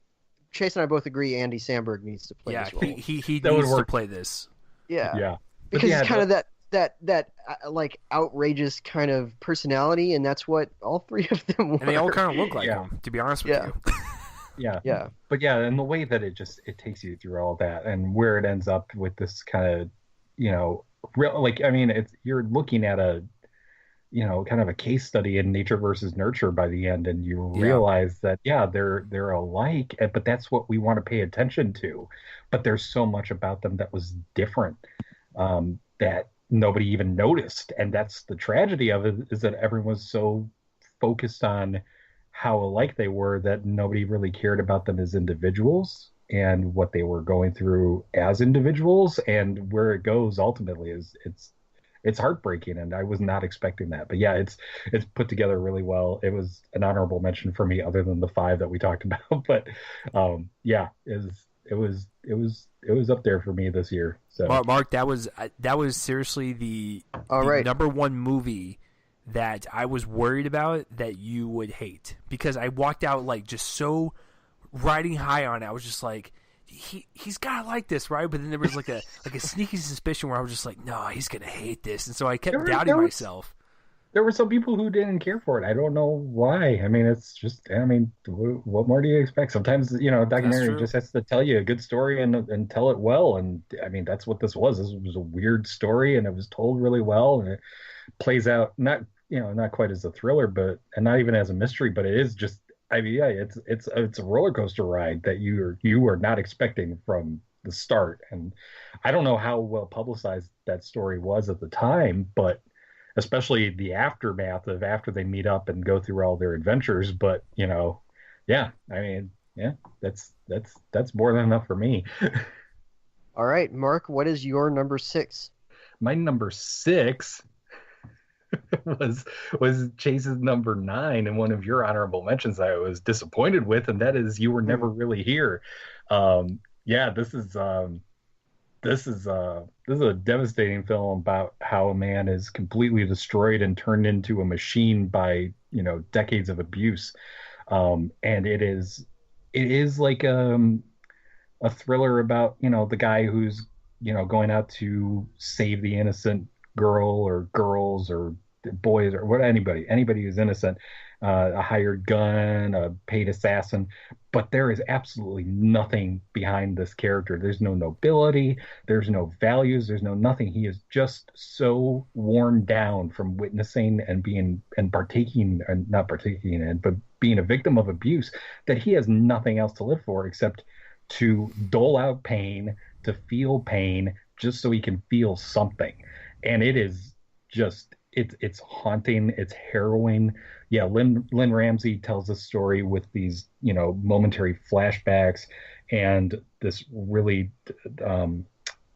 just sort of scattershot approach of, these long takes. And there's that fantastic scene where he does raid the brownstone where all the sex slave trade thing is going on, and she does it all through security cameras, and the sound editing in that is done so that there's the song playing, and sometimes a note or two or a word or two will repeat, or it'll skip ahead in time. You're not 100%, you know exactly what's going on, but you feel so disoriented watching it. And that's what life is like for him. That's everything else is disoriented if he's not looking for some pain to either feel or to give. Yeah, Phoenix is fantastic. Like I said, I wrote about his performance for a couple hundred words for Ebert, and um, yeah, I don't know how it's people. Some people are giving it its due, but it's really, really good. Ramsey was, on my award uh, ballots. She was pretty high up on my best director considerations, and I'm hoping for some award consideration for her, like from the big ones, but probably not this year, which is a shame because it's a I great work. Yeah, I have a feeling it came out too early because I Yeah, have notoriously short-term memory. Um, yeah, yeah, it's so good, and I've been a fan of Ramsey ever since I caught up with Morvern Callar, her film from back in 2002, I think, with Samantha Morton. Great piece of work. I haven't seen her first film, which was Ratcatcher, back in '99. I think there's a Criterion of that floating around somewhere. That's probably out of print. yeah. That's But it's on Criterion, but I don't know. yeah, yeah, really hard to find it. But and then of course I loved We Need to Talk About Kevin, her film with Ezra Miller. It's such a great film, and yeah, it killed me to knock it off. I know, disappointing to me too. Trust me, but also kind of not, just because it was such a great year. But yeah, it's pretty crazy. All right, Chase, what is your number 6? Okay, gentlemen, this is my third. We have failed as a society. I will never understand the backlash on First Man. I love this movie. It's not only a great character look into the First Man, on the moon, because we all know about the heroic story. We get up to that moon, plant that flag, get back down, parade, party, yeah. We don't know about the man himself. We don't know about his home life. We don't know about how he interacts with his kids or his wife or his coworkers, his friends, his neighbors, all that stuff, all that pain and all that kind of like heaviness on this guy's shoulders that he has to do this. Like, he has to leave his family. He may not come back. He has to be the one to do this. There's a lot going on in his head. And you can see that throughout his training. You can see that when he's at home with his wife and his kids. It was such a great human drama about this large event, but we mainly focus on this small little 4-person family. And so not only do you have that, which I thought, Damien Chazelle, kind of portrayed that very well, you have Ryan Gosling playing the man himself. And he has this kind of like subdued quality about his performance it's not boisterous, it's not loud, and it's what Ryan Gosling does in movies, but it works so well for this character. And of course, I think Claire Foy has a wonderful supporting performance as the very concerned wife who is just kind of like getting through to Neil that you may not come back, this is a very dangerous mission, type of deal, and it's just a really great rapport for both of them. But then the performances in the story itself, great. It's the technical filmmaking that comes into play, where you have this wonderful, grainy looking cinematography that really just kind of captures the era that it's in, or whether you have the amazing sound design and epic score that like go off with the launch and just really add that extra layer of intensity as you're watching it. And then of course like Damien Chazelle kind of moving that whole like launch scene and landing scene with like such ease. It was like watching an orchestra play. You have everything like kind of lining up with the the camera movements, the editing, and the cinematography and the music. Just everything just came all together to where it was an enthralling experience when they actually did lift off. And then when they got on the moon, it was so ethereal, it was so peaceful, and just so sombering for not only us as an audience, but for Neil as a character. For when he was up there and he did his thing, and it was such a beautiful thing to kind of witness, to know that this one man stepped on the surface of the moon and kind of looked back at Earth, and he was kind of alone in that moment and kind of really just reflecting on this triumphant thing that he did. And I don't know, I just thought it was a really great human story. I don't understand the backlash. And just to kind of touch upon when it premiered at TIFF, and people said the flag was not planted. Shut up. The flag is on the moon. They show it. And if it was any more patriotic, Ryan Gosling would have shotgunned a Pabst Blue Ribbon before he took off on that spaceship. I don't understand how it couldn't be any more patriotic. So I don't understand the backlash for this one. But First Man was one that stuck with me. So that is my number 6. I'll be talking about that later. Awesome. Mark, it seems like we have a lot of overlap this time, and it makes me super happy. That's weird. We keep saying it's such a great year. It's such there's so many great films, and we have a lot of overlap so far, which is nice. I mean, it's great. Hey, I love it. It's good for consensus can be good. Well, my number 6 is completely different from both of those movies. My 6th favorite of the year is The Favorite from director Yorgos Lanthimos. This thing knocked me out. It's the most fun I had probably watching a movie this year. Watching all of these nasty characters go after each other. It's this story about basically 3 women, following 3 women. One is the Queen, played by Olivia Colman. One is her advisor and secret lover. I struggle revealing that, but in any case, I'm going to. Played by Rachel Weisz. And the third one is the advisor's cousin, played by Emma Stone. And these 3 performances are some of the best all year. And Lanthimos' style has, alienated some in the past. I will admit to being part of that group to a certain degree. I liked Dogtooth. I liked The Lobster. I liked The Killing of a Sacred Deer. Those are the ones I've seen. But this one shot way past them. I think it is entertaining. It's enormously entertaining to watch these people kind of backstab their way to wanting more and more power in a period of time that doesn't allow women to really have any that's pretty provable, except for, in name positions like a queen. And meanwhile, you have just this really, really kind of, I kind of called it Barry Lyndon meets Love and Friendship meets a bucket of acid, which I think is just really accurate. I'm really proud of that phrase. I think I probably also stole it from somebody, but anyway, it's that kind of movie. It's incredibly entertaining. It's got a great screenplay. All of these characters are afforded kind of consciences to the degree that they can take advantage of another one, kind of in this inner circle. And it's a very closed off movie. It's kind of a cloistered world.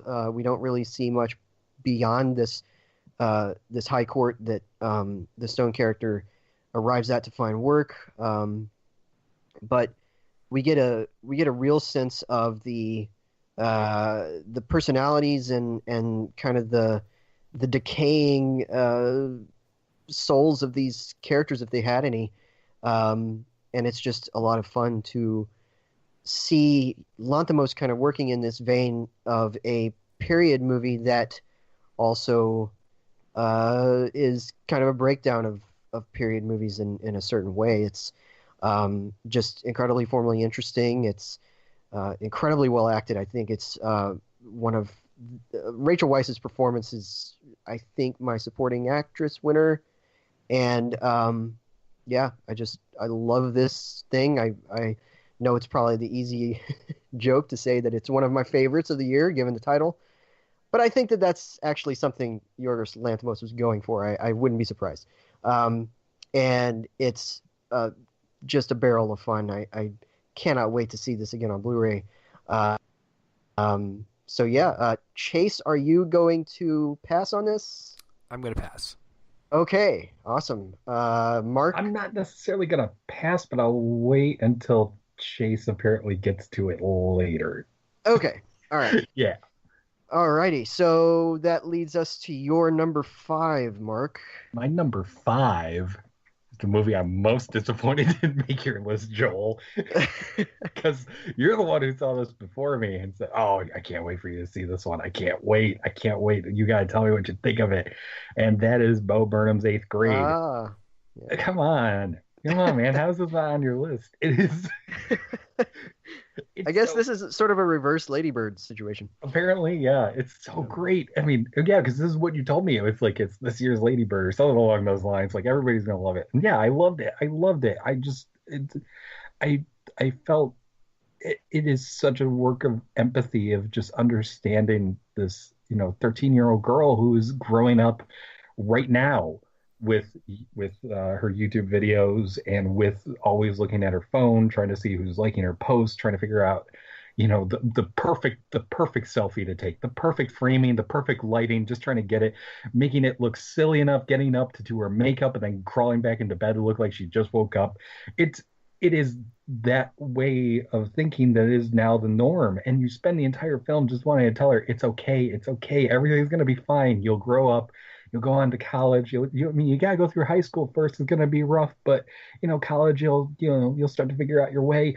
And like she's not gonna listen to someone like me. She's not gonna listen to anybody else except someone who she cares about, who would actually think like understands this.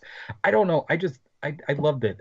I felt uncomfortable because it's so awkward that I think anybody of any age, even though the specifics of what it's like growing up right now at that age with the internet always on, but everybody knows what it's like to feel left out at a party. Everybody knows what it feels like to like look at yourself in the mirror and think, really, is this okay?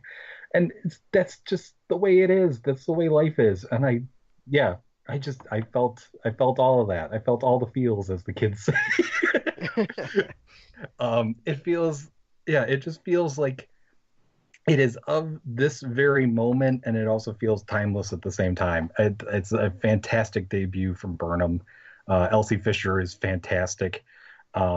It's just great. I don't know. I think it's a film everybody could relate to in some way or another, regardless of how old you are. I think it's ridiculous that it was rated R. I kind of understand why, but if there's a kid that, a movie that teenagers should watch, at least just to be like, to see something like them on the screen, or at least how they're feeling on the screen, and just realize like, I'm not alone. And that's how I felt. I felt like, okay, cool. Yeah, we all go through this, and we're not alone in any of this. And it's great. I loved it. It's my number 5. The MPAA situation reminded me of seeing The School of Rock back in 2003. It's PG-13 for like no reason. There's one drug reference, and that's about it. And it's like so ridiculous. And I hate the MPAA. I think it's I do too. Terrible system. Yeah. I'm done with caring what they think about anything. And in fact, it was that year, I think, that a lot of uprising was done about Lost in Translation being rated R, even though it barely has anything in it that's I can't even imagine R-rated. why that was rated R. Yeah, I'm thinking about it. Yeah, it's kind of a hard PG-13. There's barely any language. I think that there's like one thing where you can see through a shirt, and that's it. And it's just, it's ridiculous. This is another one of those situations where just awful. Yeah, they don't want their demographic or their kind of unspoken demographic to actually see the movie, but or at least unaccompanied. Although I guess it does kind of work in the favor of these kids seeing the movie with their parents, which I think is an important kind of thing. But they're forcing them to, and I think that that's the problem. But I mean, and then on the other hand, I mean, I get that thinking too. But I mean, how many parents are going to be like, oh, it's an R-rated movie, and they'll read up a little bit about it. Like, oh, they talk about sex in this movie. I don't want my kids to see it. Yeah, come on. Yeah, that's true. Because kids don't think about that, Mark. No, they don't. They don't think about anything like that. They're totally separated from adult reality. We've gone off topic. All right, Chase. What's your number? Are you gonna? But wait, no. This was one of your honorable mentions. What is your number 5? So my number 5, I'm going to circle back to one of the ones that you guys have talked about, so I'll keep it brief.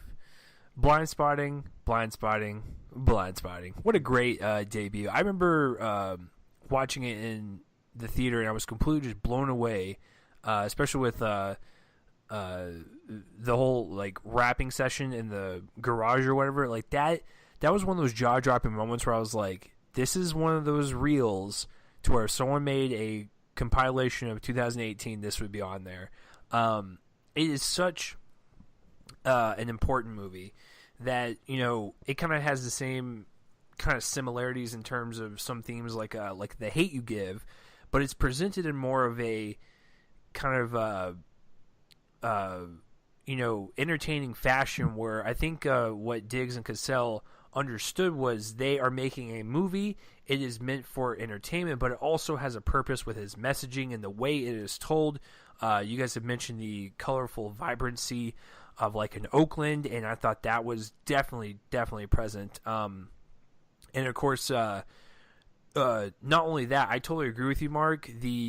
The screenplay, I remember walking out of there going, if this is going to be nominated for anything, it's going to be for original screenplay. The writing is sharp, and it's the type of writing that you rarely see in these type of explosive debut films like that. Usually, debut films, like, the director will play it safe, or like someone's going to play it safe because they just want to make a good movie, which is a good mindset. But if you want to try something a little bit more abrasive and kind of like in your face, but also kind of realizing that you don't want to be too aggressive, you want to ride that thin line and get people's attention while also, you know, making a point, not seeming annoying or whatever. And so I thought the script had all of that. And of course, you know, speaking of movie moments, you know, I mentioned the whole like rapping session at the end. Another one that really kind of stuck with me is when he was having that courtroom nightmare that was really just kind of visceral and really kind of you know, heart-poundingly real, where, you know, the kind of like fear that he's got going through his head is something that we can all kind of envision if we were in that scenario. And it was definitely one of the more terrifying sequences of the year. But you guys have, I think, pretty much said it. Blindspotting is one of the best year. I'm glad that all three of us can acknowledge that, because it seems like it got kind of lost in the shuffle. I remember seeing this one and Sorry to Bother You within like a week or two of each other. I'm like, man, what a great time to go to the movies. And this was during the summer too. So, yeah, you guys have all said it. I've said it. I'm glad it's on all of our lists in some way, shape, or form.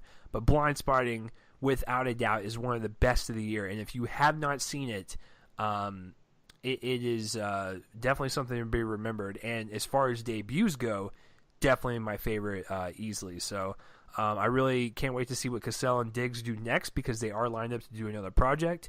I don't know what it is. I don't care what it is. I just want to see it. Blindspotting, my number 5. It was really high up there, but as we kept creeping along the year, you know, it just kept dropping down, but I had to keep it in there. So I'm really glad I did. All right. Well, my number 5 is going to cause a conversation. A bit.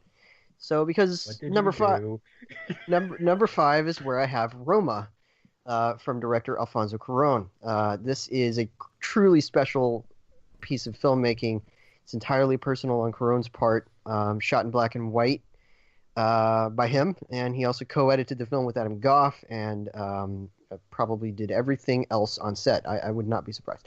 But he also wrote the film, and it tells a story of sorts of Cleo, played by Yalitza Aparicio, in the best, I think, debut performance of the year. Yeah, this is really, really moving and visually stunning, certainly.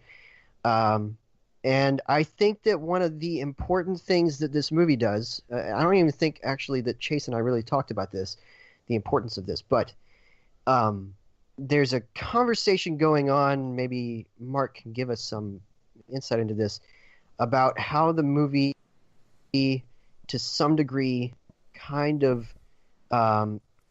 puts us at a remove from the action by shooting it largely through, you know, long takes from the side and 360-degree angles and all of that, or angles, turn, you know, pans and all of that.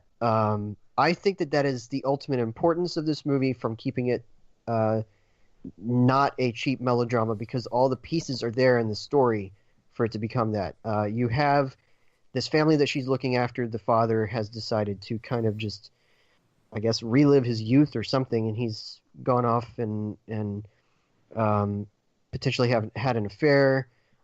We get something of a solid answer to that, but it's never really resolved, and that's melodramatic in its own way. We have the tragic developments of the climax, one on top of another, and we have all of this stuff happening, but we also have an observant approach that doesn't take a traditional A to B to C plot structure and really just kind of moves gradually through the events in Cleo's life from, just banal ones, daily ones, like scraping dung off of a garage floor and never quite being able to keep it clean. And then we have specific ones like, I'm going to get the name wrong here probably, but it is an actual event that occurred.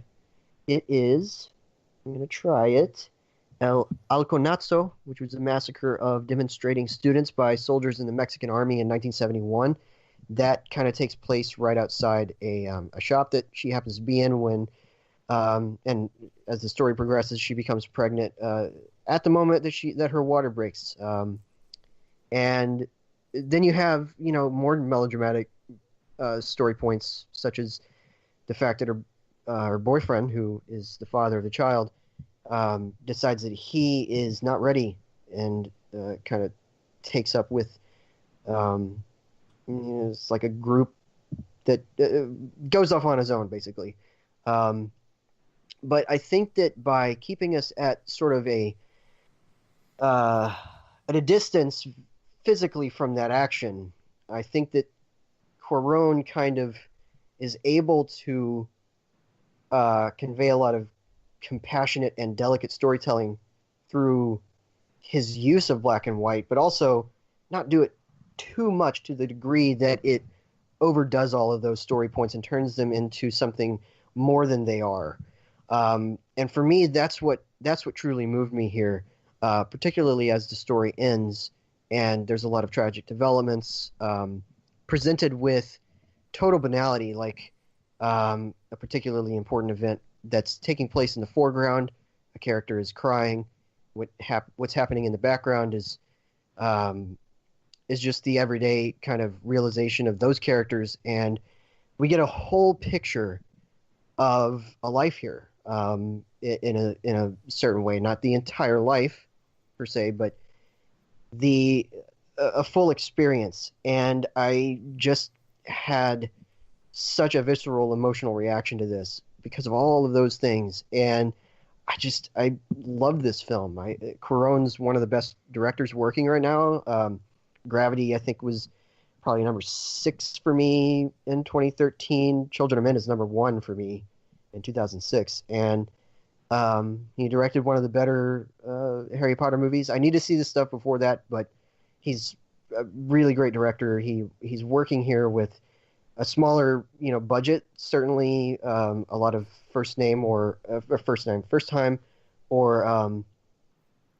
actors or actors popular in Mexico or Spain. But yeah, I loved it. Chase, I'm assuming you're going to be passing on this? I'm going to take a hard pass on that. Hard pass. All right. So we have someone here who liked the movie. I did like it. But did not have it anywhere near his... I did. I did. His 10 best contender. And so, I don't know if Mark, I hold up. Everything was going so well. I almost forgot about Roma. I like it. Tell us why you hate it. I don't hate it. I like it. I like it. I think you're right. It is a technical achievement. It is amazing. There is that like almost isolated arc from the time right before that massacre occurs until there's that entire sequence, and then there are maybe like 3 or 4 shots right in a row that are stunning, just in terms of storytelling and sound design and cinematography and the juxtapositions of the images and also within the images. That's just staggering. And that was the moment that I really was like, I'm really into this, and I could not figure out why I wasn't into it all the way through. And yeah, I feel like it's that distance, and I feel like it's that perspective on Cleo of just like her place is with this family, and it just felt a little too uncomfortable for me how the story kind of gets around to making her more a part of the family instead of a character of her own merit and worth. And that's what kind of kept me back from it, I think. But I don't know. But to go back, yes, you do need to catch up with Karan's films prior to. I'm Yes. assuming E2 Well, Mama I say that I definitely have seen A Little Princess, but I saw Oh, A it in Little theaters. Princess. That was what I wanted to get to. A Little Princess is great. Yeah. That I was need to just see what it I wanted again to because get I to. saw it in theaters when I was 5, and I don't remember. Yeah, it so. is. That's a great film. Yeah. That was the entire reason for going back. I just wanted to throw that out there. He's been a great director for a long time. Yeah. So yeah. All But, right. yeah. Well, heresy. So, I'm just kidding. All right. So I guess we're up to your number 4. Wow. We are. My number 4 was my first 4-star film of the year, like maybe the first or second week of the year, which shocked Second week. Yeah. Yeah, it shocked me, and that's Paddington 2. Oh. Oh, stop it. I know Oh, you hated it. no. Go ahead. You heartless jerk. I know you hated it. Okay. So I just adored this film, and I man, I just loved it, and it's been on my list, like really high up on my list since I saw it in January. And I don't know, I liked the first Paddington. I think it made a terrible miscalculation in Nicole Kidman's villain of her wanting to actually kill Paddington. Like who would want to kill Paddington Bear of all the characters on Earth and in history? Why would you want to kill Paddington? And that kind of threw me off. This one replaces a villainous, murderous villain with a very silly one played by Hugh Grant, who is just basically making fun of himself for the whole time as this washed up actor who cannot stop acting and puts on all these ridiculous disguises and frames poor Paddington, who's voiced by Ben Winshaw, for Grand Theft pop-up book. And so That's a great way to put it.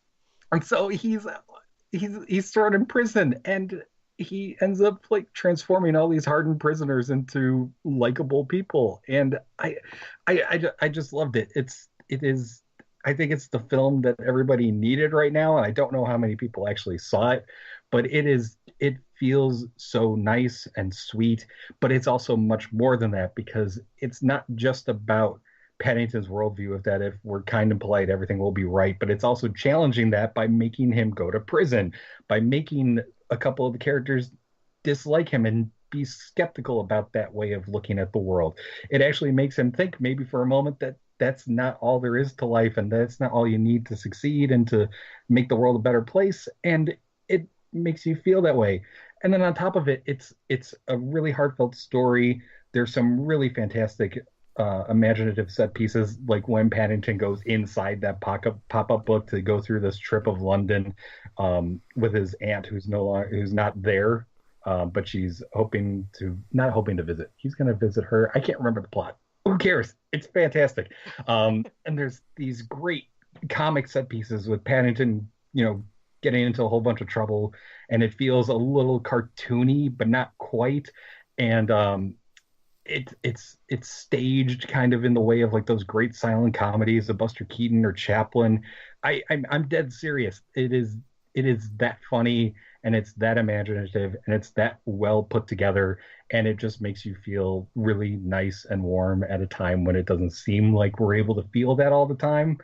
I loved it. It's been high on my list for all year, and now it's number 4 at the end of the year. And I hope, if nobody saw it, that they can catch up with it. Everybody who was skeptical about it, because I know like there are a bunch of critics at the beginning of the year who I kept saying, "Did you see Paddington 2 yet? Did you see Paddington 2 yet?" And they said no. I said, "You got to see Paddington 2." All of them have had it either on their top 10 list for the year or somewhere in their honorable mentions. The jerks. No, I'm kidding. But everybody who I've told, and everybody who's finally caught up with it, has liked it or really liked it or loved it. So yeah, if you somehow missed it, catch up with it. It's amazing. It's funny. It's heartfelt. It makes you feel warm and happy. I loved it. So Paddington 2 is my number 4.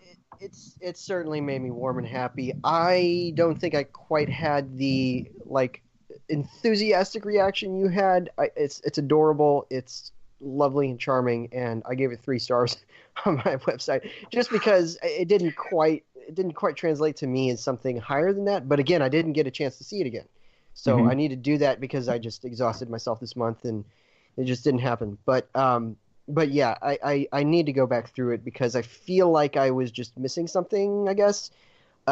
It is slightly better than the first film because of that villain shift of, from dangerous to just kind of self-important. And Hugh Grant is so great in this. Oh, that's the one thing. That and the score, for me, are I guess the 2 things that are among the best of the year. I think that Hugh Grant's performance is kind of a comic masterpiece of a performance. The way he's able to shift between all of these different kind of characters that he's playing in the narrative, so to speak, and he's literally performing, as this kind of washed up actor, and it's just, he's so funny. And the score is just gorgeous. And it was gorgeous in the first film, but I really noticed it this time. Really lovely score. And like I said, I need to see it again. I haven't seen it since January. But I know that it was your first 4-star that landed in January since, what was it, Creation? Maybe something like that. Yeah. Something like that. Yeah. And so certainly was fun to see that drop the same week as your first 0-star review in 3 years. Which, we won't say the title, but I don't remember it, so yeah, it's fair not to mention it. Right. So anyway, lovely little movie. I definitely had a lot of fun with it. Chase, you did not see this or the first one, did you? I have yet to see the sequel, and the first Paddington has been on my Netflix queue for what seems like 5 years now. Okay. All right. Well, so I'll get to it when I'm 75. You know what you're doing tonight, Chase. Exactly. All right. So, Chase, we're up to your number 4. All right. So my number 4, it's one of those ones where I was looking forward to because I love the director. I got to meet with him when he was promoting a certain film, and just to hear him talk about the premise and the oddball nature of the premise was really fascinating because he took it seriously, and I really appreciated that.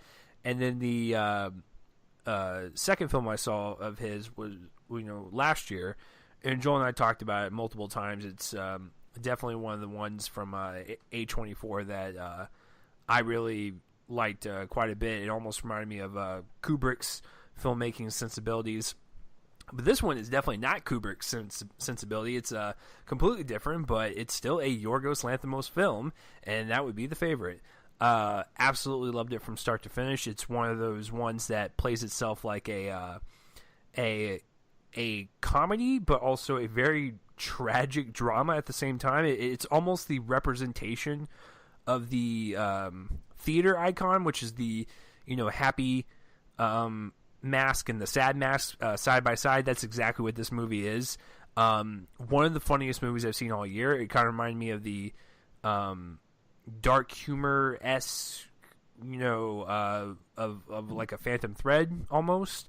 It almost even had the same, like production quality, like costume wise and stuff, and like almost on that caliber. So almost the same thing. But yeah, visually stunning to look at. The use of fisheye lens and the wide scope nature of this film to really kind of showcase the loneliness of these characters while also showing off the lavish lifestyle that they lead is also great visual eye candy. The camera is always moving with these characters. It's like Joel said, it's really fun to kind of watch them digress as people and get worse and worse. But at the same time, do you blame them? Because Joel's also correct. They live in a time where women are not powerful, and then we are in this case where a woman is powerful. Her right-hand woman is trying to, call the shots and have some type of power, and then she is intimidated when her cousin stops by, and it's just like it's just a fight for power. But then at the very end, when you get to that last final shot of what power can do to a person, it's kind of powerful in that way, and it was a great final shot to lead off of. And the three women are fantastic. Emma Stone does one of those roles to where I haven't seen her like that kind of complex in a long time, which is really great. Rachel Weisz is always great.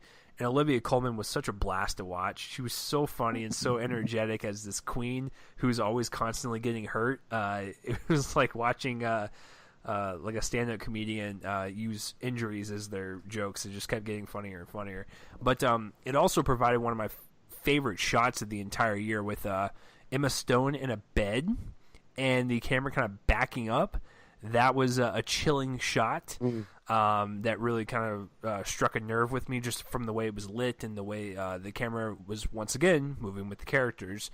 But the set pieces are luscious and gorgeous and just frothing with color and a lot of busyness with paintings and statues and stuff. It's just really great visual eye candy, really encasing this entertaining movie about three women who are really funny on screen but also really tragic at the same time, and just kind of makes you want to watch it again. This is one thing I told Joel, is that this movie has endless rewatchability to it. You just want to watch it again and again as soon as it's done with. So definitely, you know what's really funny is, like, I've been a fan of Yorgos's filmography up until this point, ever since I did see The Lobster.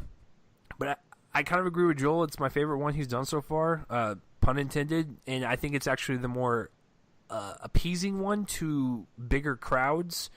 I saw this with a packed house, and everyone was enjoying every single second of it. I saw a press screening of The Killing of a Sacred Deer, and some of the critics were like, What did I just see? I'm confused. So I feel like this is the one that can actually bridge the gap between us cinephiles and general audiences, and that's always a great thing. So the favorite is my number 4. I will just say it also has the dialogue exchange of the year. Oh, it's a really really well written script where everything is kind of overlapping on top of each other, but it doesn't feel like it's forced or annoying. It just has this natural flow to it. I mean a specific one, because there's this moment where Joe Alwyn's character comes into Emma Stone's quarters, and she says, "Are you here to seduce me or rape me?" And he says, "I am a gentleman, and I won't give away what she says back." But it's pretty much the line of the year for me, and it's so funny. Yeah. And it's great dialogue in this movie. So anyway, yeah. Mark, finally have your say. Oh yeah, no, I enjoyed it. It might be of the Lanthimos I've seen, it might be my favorite as well. I liked it too. I was happy to see that he's not just going to be doing a bunch of monotone characters in a weird, messed up world. Because that was the weirdest thing about Killing of a Sacred Deer, is coming right after The Lobster, where it made sense to have all them talking monotone, and then have this like really crazy thing and have them doing the same thing. Like, is this just his gag now? So that was refreshing. Yeah, Emma Stone is fantastic in this. It's, all the performances are great, but hers for me stands out just because it stands out from the other ones. Like, Coleman is doing this really complex performance of a very complex woman who's going through grief that she can't quite communicate and is trying to hide. And Weisz is just great as this cold, chilling, woman who's seeing all these power opportunities. And then Stone comes in and it's almost like slapstick comedy, but it works. She fits in so well. And to, for her and for Lanthimos to take all those performances and those tones and put them together and it to seem like a cohesive film is really impressive. And one thing real quick that no one has brought up so far, Nicholas Hoult is a hoot in this. Oh, he's great. He is really funny. And I was not expecting that. He is he's deadpan and also like rat-a-tat-tat delivery. And I don't know how he managed to pull off the two things at once. He's in my best supporting actor lineup. It's a great performance. Yeah, it's really impressive acting on his part in a small role, but one that really, crucial. Kind of it makes you feel like appreciative when he shows up. You're like, he's going to be funny in this, and he sure is. Yeah, he sure is. So, and I was thinking real quickly, just because we were talking about women in power and England with period pieces, I'd like to see this as a double feature with Mary Queen of Scots. I need to see that movie. I really want to see that movie. Yeah. I know you were a fan of that. It looks like it's right down my alley. So, but that's also about women who have immense power, who are manipulated not to use it to the extent that they could. And it's kind of a similar thing, but completely different approach. But that would make an interesting double feature. Yeah. So. I might do that, like, at some point on video, maybe. I think I might do that. All right, so my number 4 is also going to start a conversation, because while Mark liked Roma, he wasn't too impressed with my next one, he was underwhelmed by my next one. My number 4 is Widows from director Steve McQueen. This is, for me, I think, the ensemble of the year, at least in terms of an ensemble of well-recognized faces. But, man, this movie just works for me. It follows a bunch of storylines, but the main one is that 4 men who are trying to do a heist of sorts die horribly in the attempt, and 3 of their wives, or is it 5? 5 and I don't know. Anyway, 3 of their wives take over and employ another one in their midst who they basically take over the job, but there's a whole lot more to it because it also takes place very specifically in a ward of Chicago that Colin Farrell and Brian Tyree Henry play political campaigners who have completely kind of opposing ideology. Farrell comes from a pretty racist family, and the Henry character is also a mob boss, kind of, who has a psychopathic, really, brother played by Daniel Kaluuya in one of the best performances of the year. And meanwhile, these women who are played by Viola Davis, Michelle Rodriguez, and the great Elizabeth Debicki, who is allowed to be 6'9" or whatever she is in this movie. You just have this whole tapestry of a very specific place, and that's something that I respond to. It's a great use of its city. Could be any city, but it's a great use of this particular city, I think. And you have this kind of melding of great kind of blockbustery content with a heist movie. It's been done before. Heat, kind of exists in that milieu of Heat, The Departed, and such, and I think it's every bit as good as both. And you have this great cast and a director in Steve McQueen, who also co-wrote the screenplay with Gillian Flynn, however you say that, adapting a television series created by Linda LaPlante, and it fits an entire television season's worth of material into the screenplay, but it also splits its time pretty evenly between all of those storylines to the point that it juggles each of them so well, and it's also just a riveting piece of entertainment. I think it's some of the best filmmaking of the year, just on a logistics standpoint, particularly in the action sequences. There are a few of them, but they're really effective, and it makes use of this cast in a great way. It's just I think that this is one of the movies that I can't wait to see again the most on my list this year, and I just fell hard for it. So yeah, that's my number 4. Chase, are you going to pass on this one? I'm going to pass. All right. Oh boy, more overlap, but I'm going to feel Mark, very lonely in the next couple, I think. Oh man, that's yeah, no. So tell me your thoughts.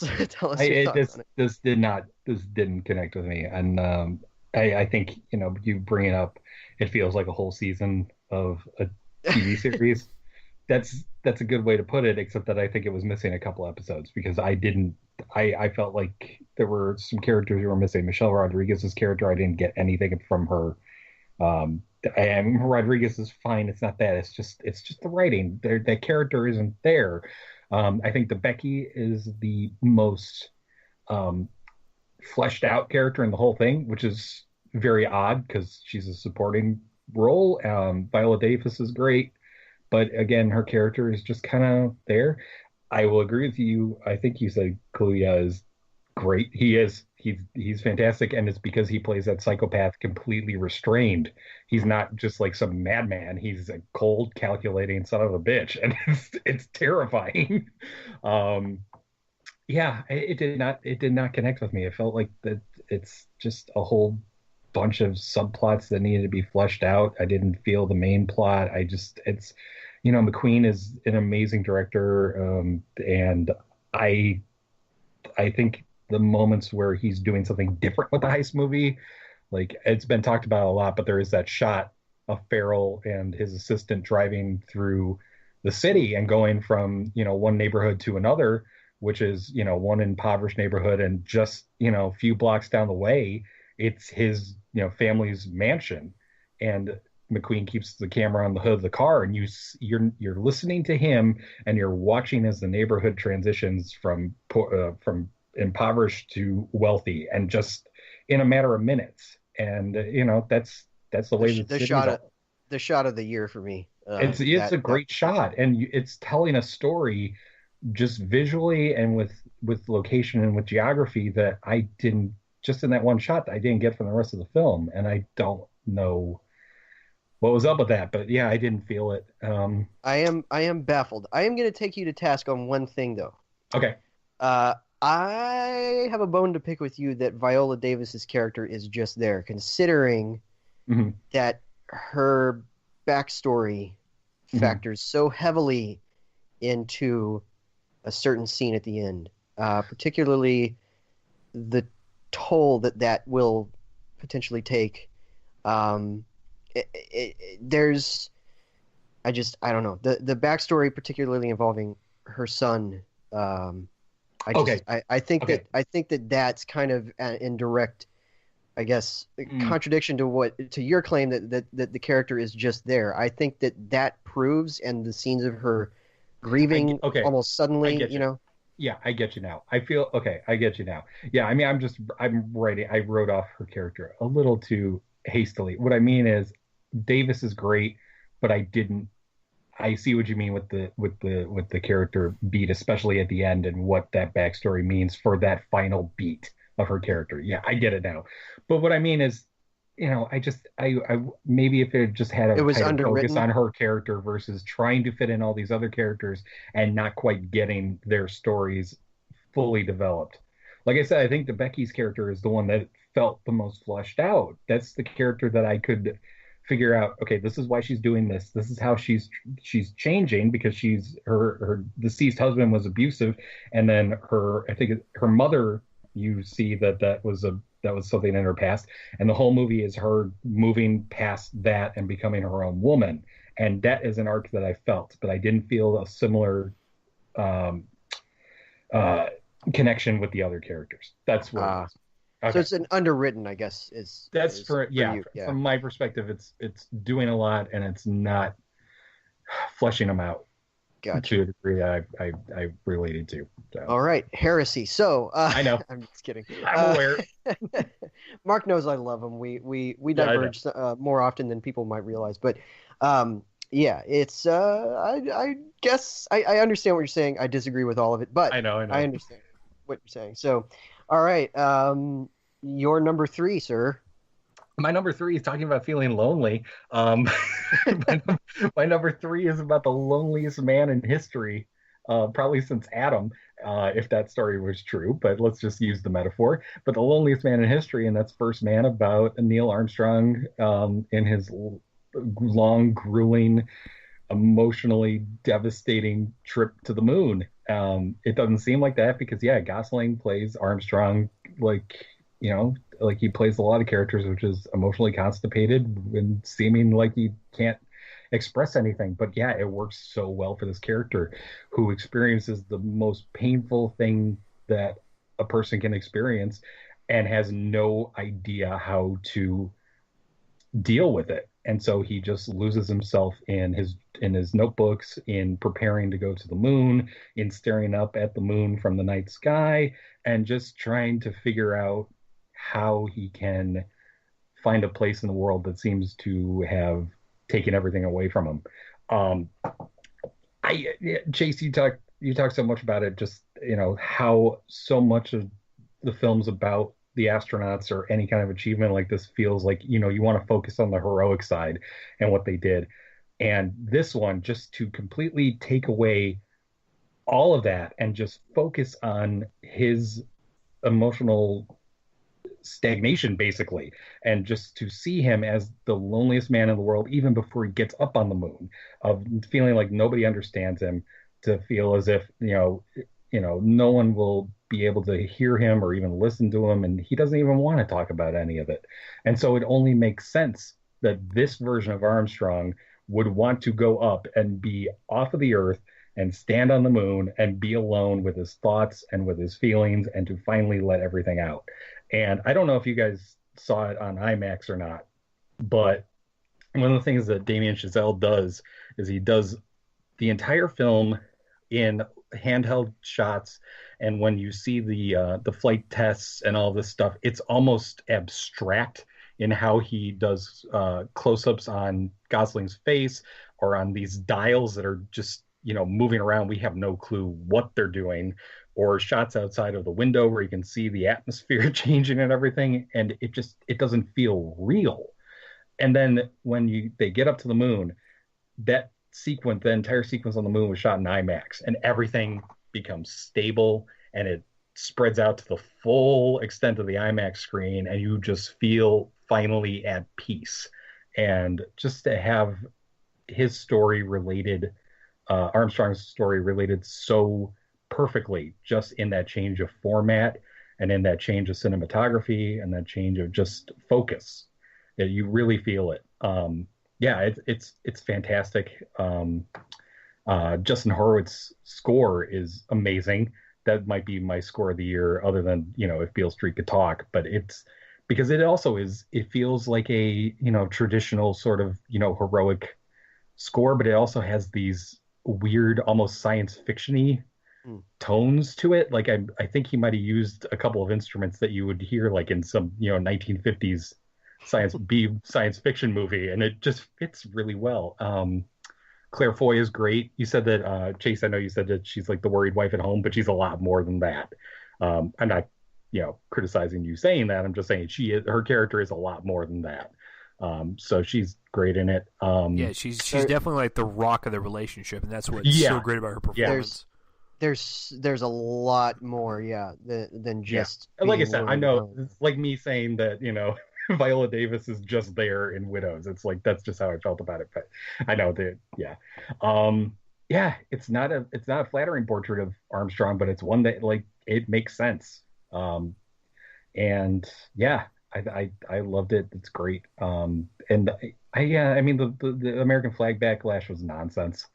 I don't know why people seem to have either ignored it or just passed it by when it came out. I don't know if it's because Chazelle just had won Best Director last year or a couple years ago, and so everyone was kind of wondering what he was going to do, and so maybe they felt like this felt a little Oscar baity, but it's definitely not Oscar baity. This is not.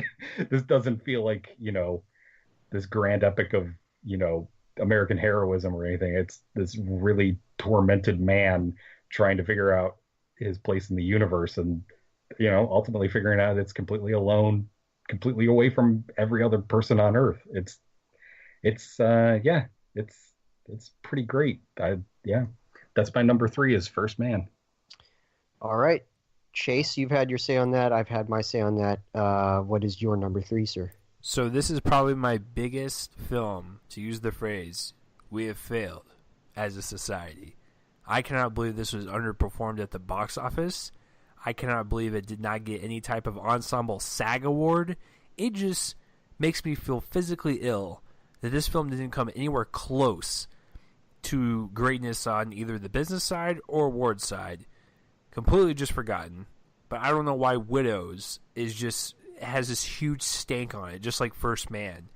Pretty much everything Joel was saying, it's one of those heist films that it plays out like a traditional blockbuster type of fare, but we have Steve McQueen behind the helm of this movie, and he's always the type of director that's not going to just take some standard script and just make something standard. Like, he's going to try inventive things, like with the cinematography, or really kind of draw out these really submersive performances with like Kaluuya, and really being this, like you said, Mark, this really precise but terrifying figure. I thought that Viola Davis and Debicki and Rodriguez, I thought they all had fleshed out characters, and I understood where every single one of them were coming from. I understood their type of arcs.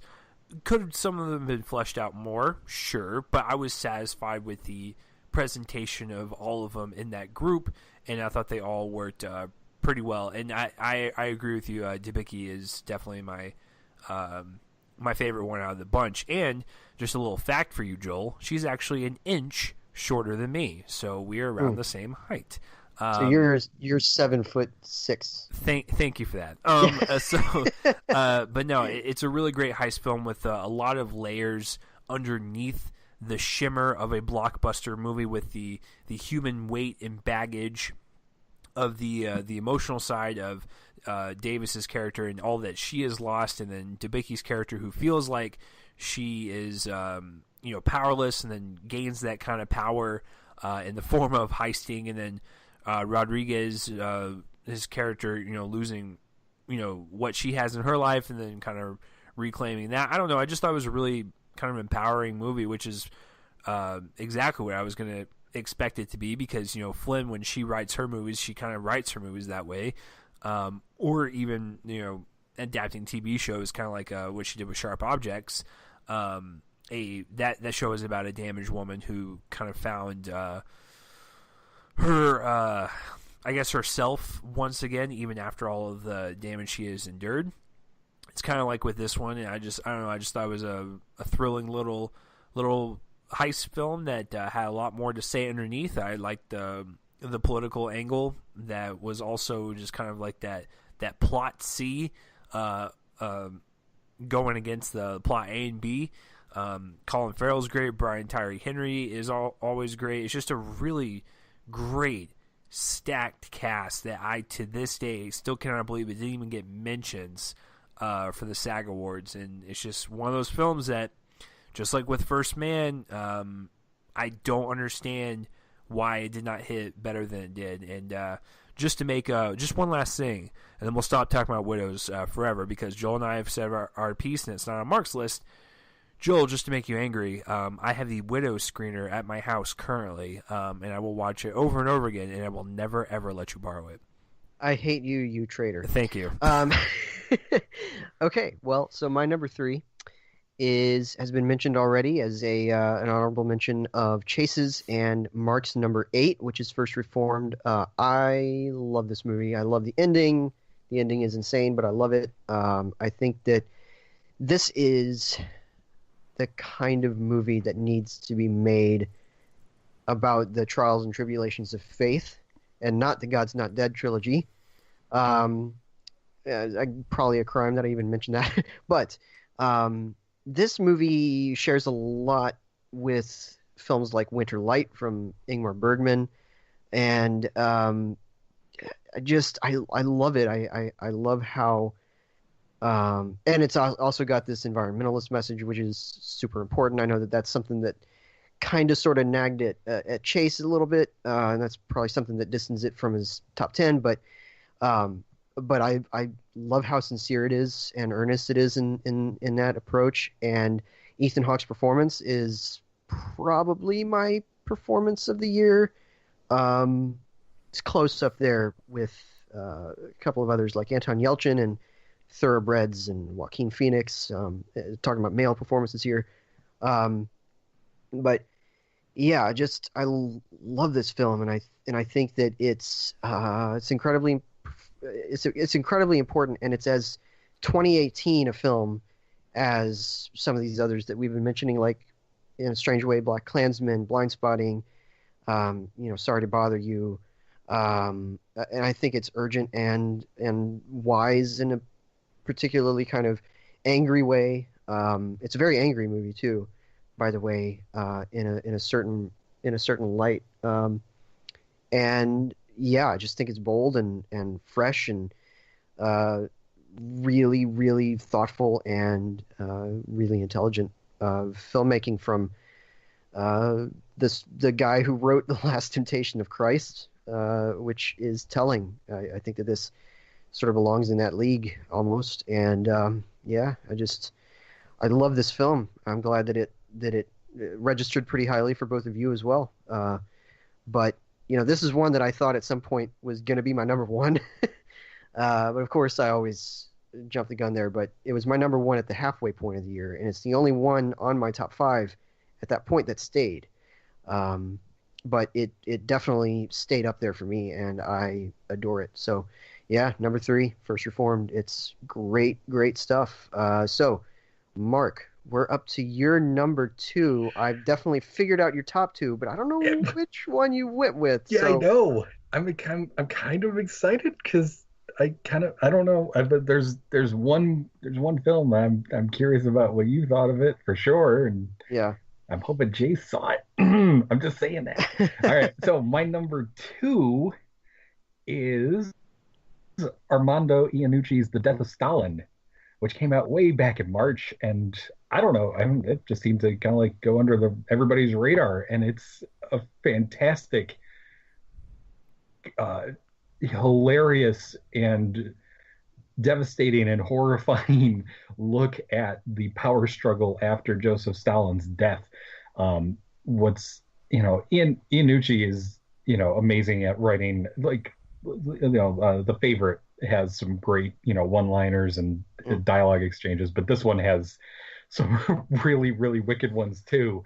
And it has this broadcast with Steve Buscemi, Simon Russell Beale, an actor Who's amazing. Yes, Simon Russell Beale is probably my supporting actor of the year. Another actor who shall not be named, but it kind of sucks because he's actually pretty funny in it, but we won't name him anyway. Michael Palin,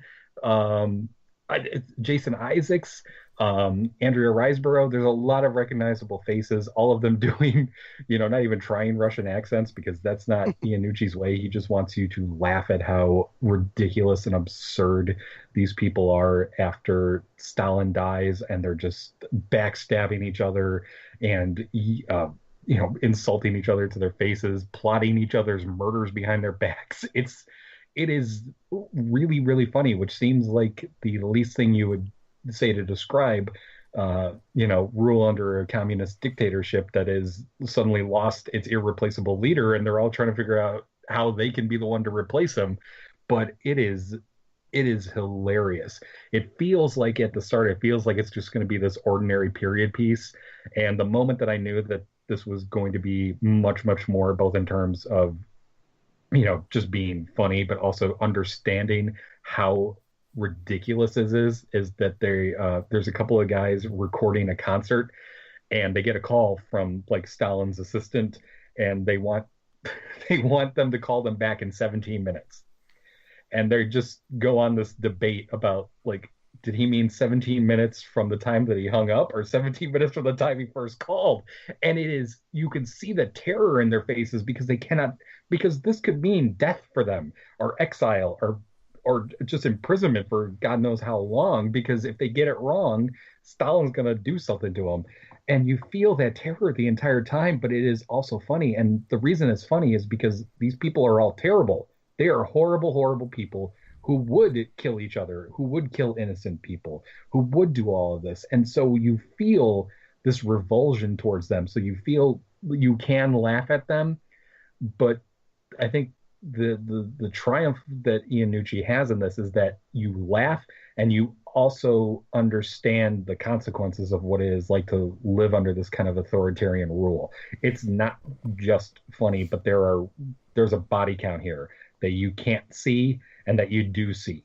And to have those two things balanced, it's really an accomplishment. And, I'm a big fan of Iannucci's work from Vice on TV, and he co-wrote the screenplay for Four Lions. And then In the Loop, he does satire, political satire, better than I think anybody working right now. And this is probably his best piece of work. it's great. I'm really disappointed it's not getting a Blu-ray release. I'm hoping Criterion will pick it up. And yeah, that's all I'm saying. I'm hoping they will.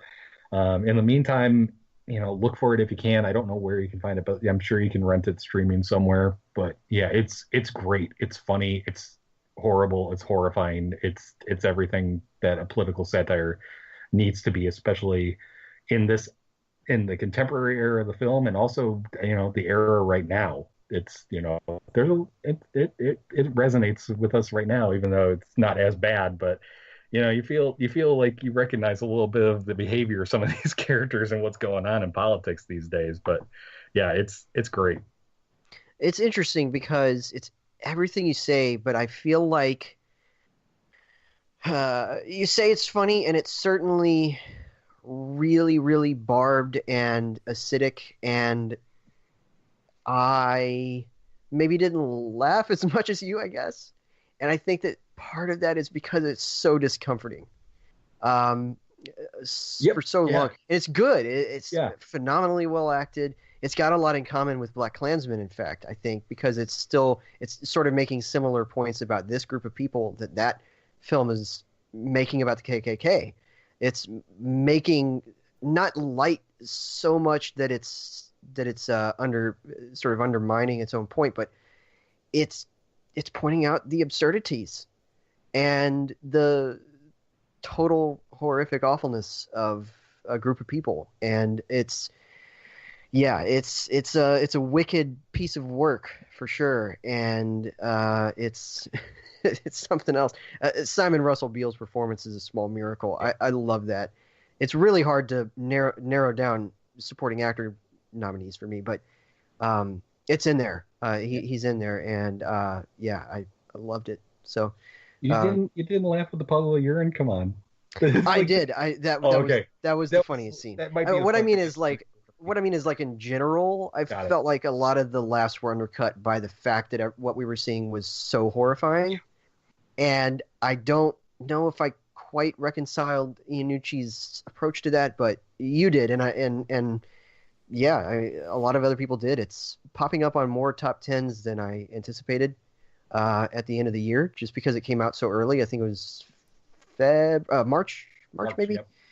And I know it was your second 4-star this year. So yeah, I certainly respect the pick. Chase, I know you were sort of in the middle of us on this one, right? Yeah, I'm actually going to take the middle ground, to where I thought the humor was like a 60-40 split, where I thought 60% of it was pretty funny, 40% was whatever.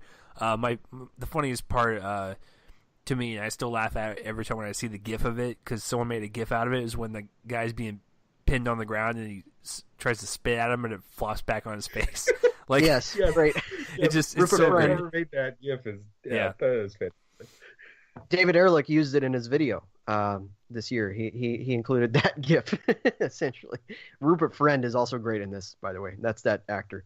So, all right. You took my father's brain and you're sending it to the United States. I love it. Oh God, I love it. Yeah.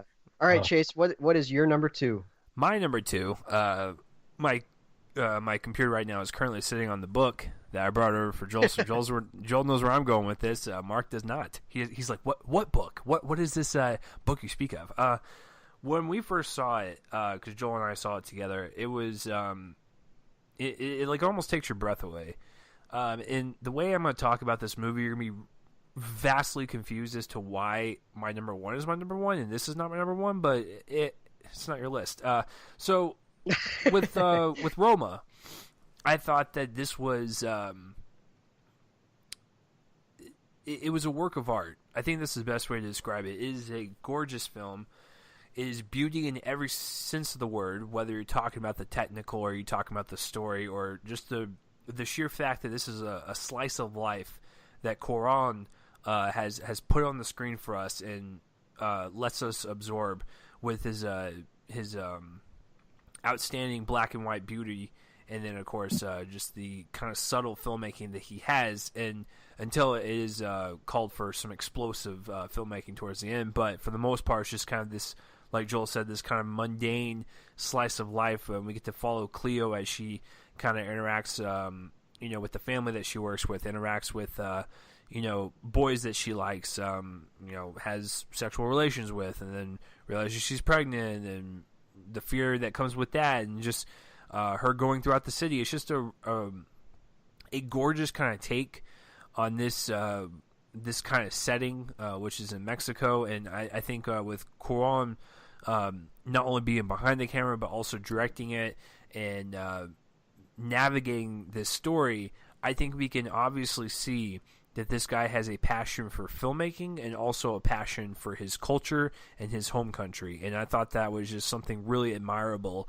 to kind of see, because you could just see the love and the passion ooze out of the seams of this movie. And I thought Alfonso kind of really put his all into it. Like his whole career was just leading up into this point. It's like you said, Mark, he's made nothing but great films, which I totally agree with, but I just feel like this is the pinnacle of the beauty of filmmaking that he's been trying to get across for years. And I thought he really delivered that through deep, rich cinematography and, wonderful, delicate directing in the performers, and getting just enough out of them to where it's not overdone, and it just feels so natural and so fluid, and really kind of goes with the idea of that whole slice of life concept. And I just every shot was just really something to behold, and you kind of just wonder, because the director's job on set is really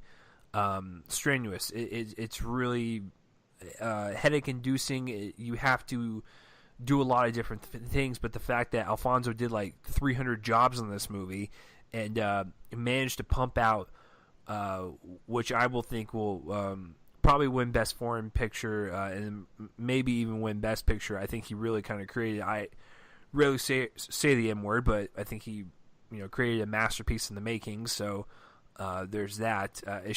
It's a work of art, man, and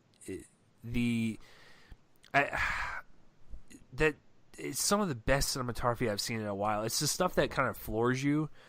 Where one of my favorite shots is anytime when he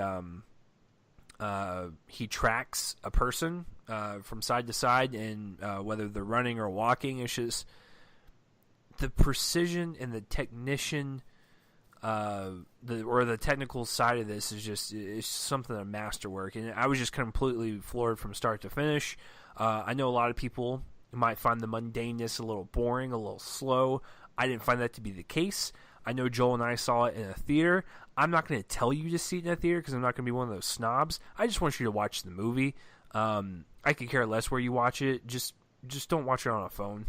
Watch it on anything else but literally a phone. But Cuarón wants us to watch it on a phone, Chase. I'm just kidding. Oh, did he say that, Joel? Did he say that? He did. He said that in an interview. I think you should just watch it regardless. Even with Mark, who's not as high on it as Joel and myself, he still likes it, and I think that it is great because this movie is being well received. Just watch it, and even if you don't like the story. I still think if you want to get into film, or if you are a filmmaker or an aspiring filmmaker, watch it just purely on a technical front. It is some genius stuff. So Roma is my number 2. All right. Well, neither of you is going to be able to figure out what my number 2 is. Chase probably has no idea. Mark definitely doesn't, because he doesn't. I don't think he reads my Facebook posts, so he doesn't know this. Really read Facebook, so you're right. Yeah, so he's barely on Facebook. My number 2 is Vice, from director Adam McKay. This movie knocked me completely sideways. This is, as I will just pretty much quote my Facebook post that I made, is anger and rage basically conveyed through sarcasm and kind of abstraction in an editorial sense. Yeah, I liked The Big Short a lot a couple of years ago. I thought that was a terrific look at the 2008 financial crisis. Angry. The editing was superb. I thought it was the best film editing of that entire year, and I might honestly think that about this one too, but this movie is better in every way, I thought, than The Big Short, than even The Big Short was. I think that the portrait that it is painting of Dick Cheney, played in the film in a great performance by Christian Bale, under really like uncannily accurate makeup, but not in the makeup is only his tool. He's definitely performing through it, and kind of apart from it too, is the portrait that it's creating is of a man who was seeking power through any sort of means necessary, and along the way, here's kind of the almost the path of destruction that he laid, and that concept to me was what kept the film on pretty much a straight shot right up to near the top of my list here. It could be my number one of a slightly less strong year, if not for one other film. But it just really spoke to me as this movie that was fascinatingly edited into almost almost kind of expressionistic shards of just movement and motion and event after event after event in a way that was not tired or formulaic. It was presenting a ruthless portrait of a ruthless man, and it hit every single element of a great movie to me. I love the supporting cast. Some baffling kind of choices to cast some people. For instance, they get Bill Camp to play Gerald Ford, and there's nothing similar to how Bill Camp looks and how Gerald Ford looks. They're not remotely the same looking person. That's fine. It doesn't need to be perfectly accurate.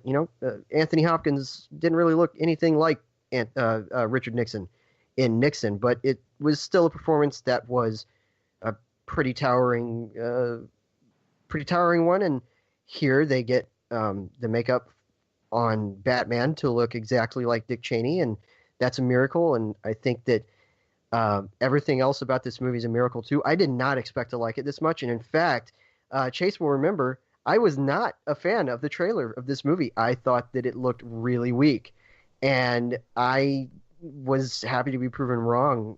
Pretty much moment to moment, I thought that this movie just was surprising and unexpected and really funny and really, really horrifying. It kind of closes in on your throat in a way, sort of in that, I guess for me at least, kind of that horrifying way that Death of Stalin did for you, Mark. Because both are kind of similarly ruthless. There's a satirical angle here too, and obviously much of the biography is cut of whole cloth. It uses a lot of conspiracy theories as fact and all of that. It's kind of Adam McKay's Nixon in a certain way, but I thought that was why this film was great. I know that you are not a fan, and we'll get into why in a second, but I will say people expecting a fight because Mark didn't like this movie, you're going to be disappointed. Both because we don't really do that. We have too much respect for each other to have some like hissy fit at each other talking about, what the other one thought. But also because I completely understand every impulse to resist this movie, and every single reason was why I embraced it. I absolutely was just knocked completely off my feet. This thing, I can't wait to watch again. Probably almost the most of any movie on my list in terms of the fact that I wouldn't be going into a heavy experience. And I loved it. Everything worked for me. So Chase, I know that you like this a lot. It was one of your honorable mentions. Mark, I'll briefly let you have your say, and then we'll move into our number one choices. Briefly. But yeah, go ahead.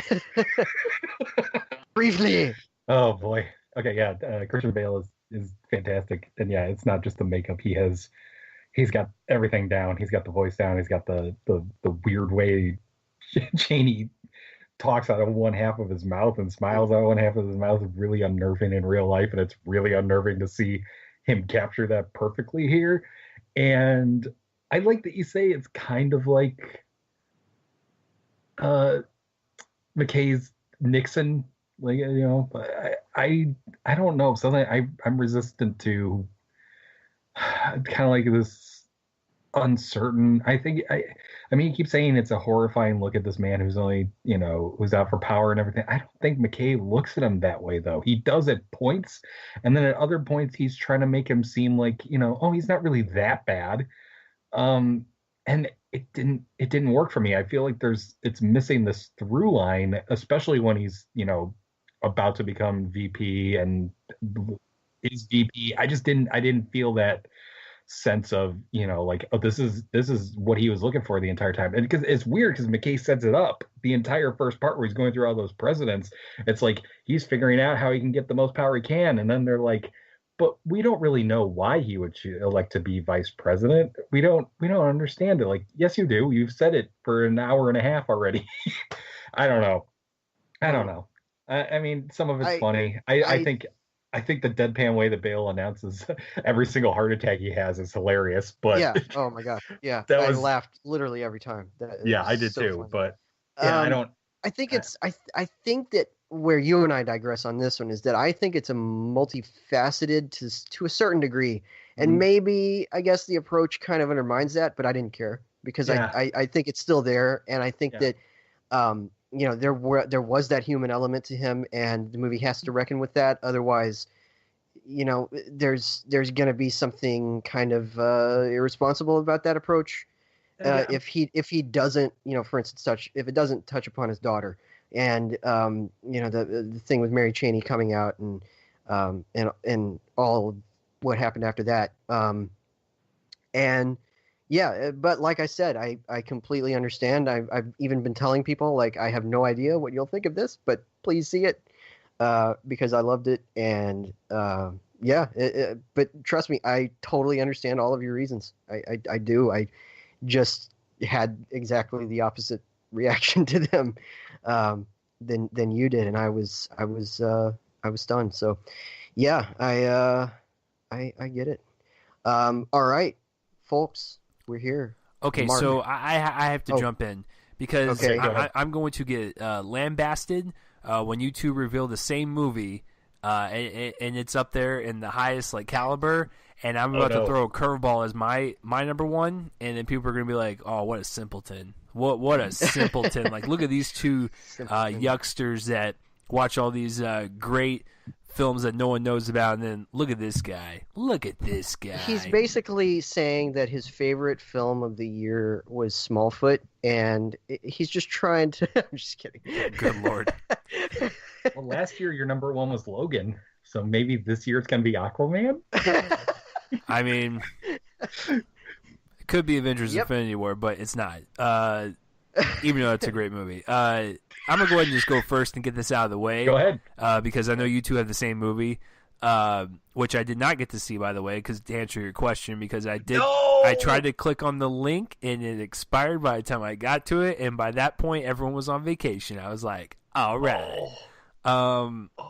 So I'll let them reveal that movie when they get to it, and they can, be like two little giddy schoolgirls, and I'll just sit here in the corner. I'm already prepping for it. Exactly. So I'm just going to sit here in the corner and just get mine out of the way because mine's really depressing compared to theirs.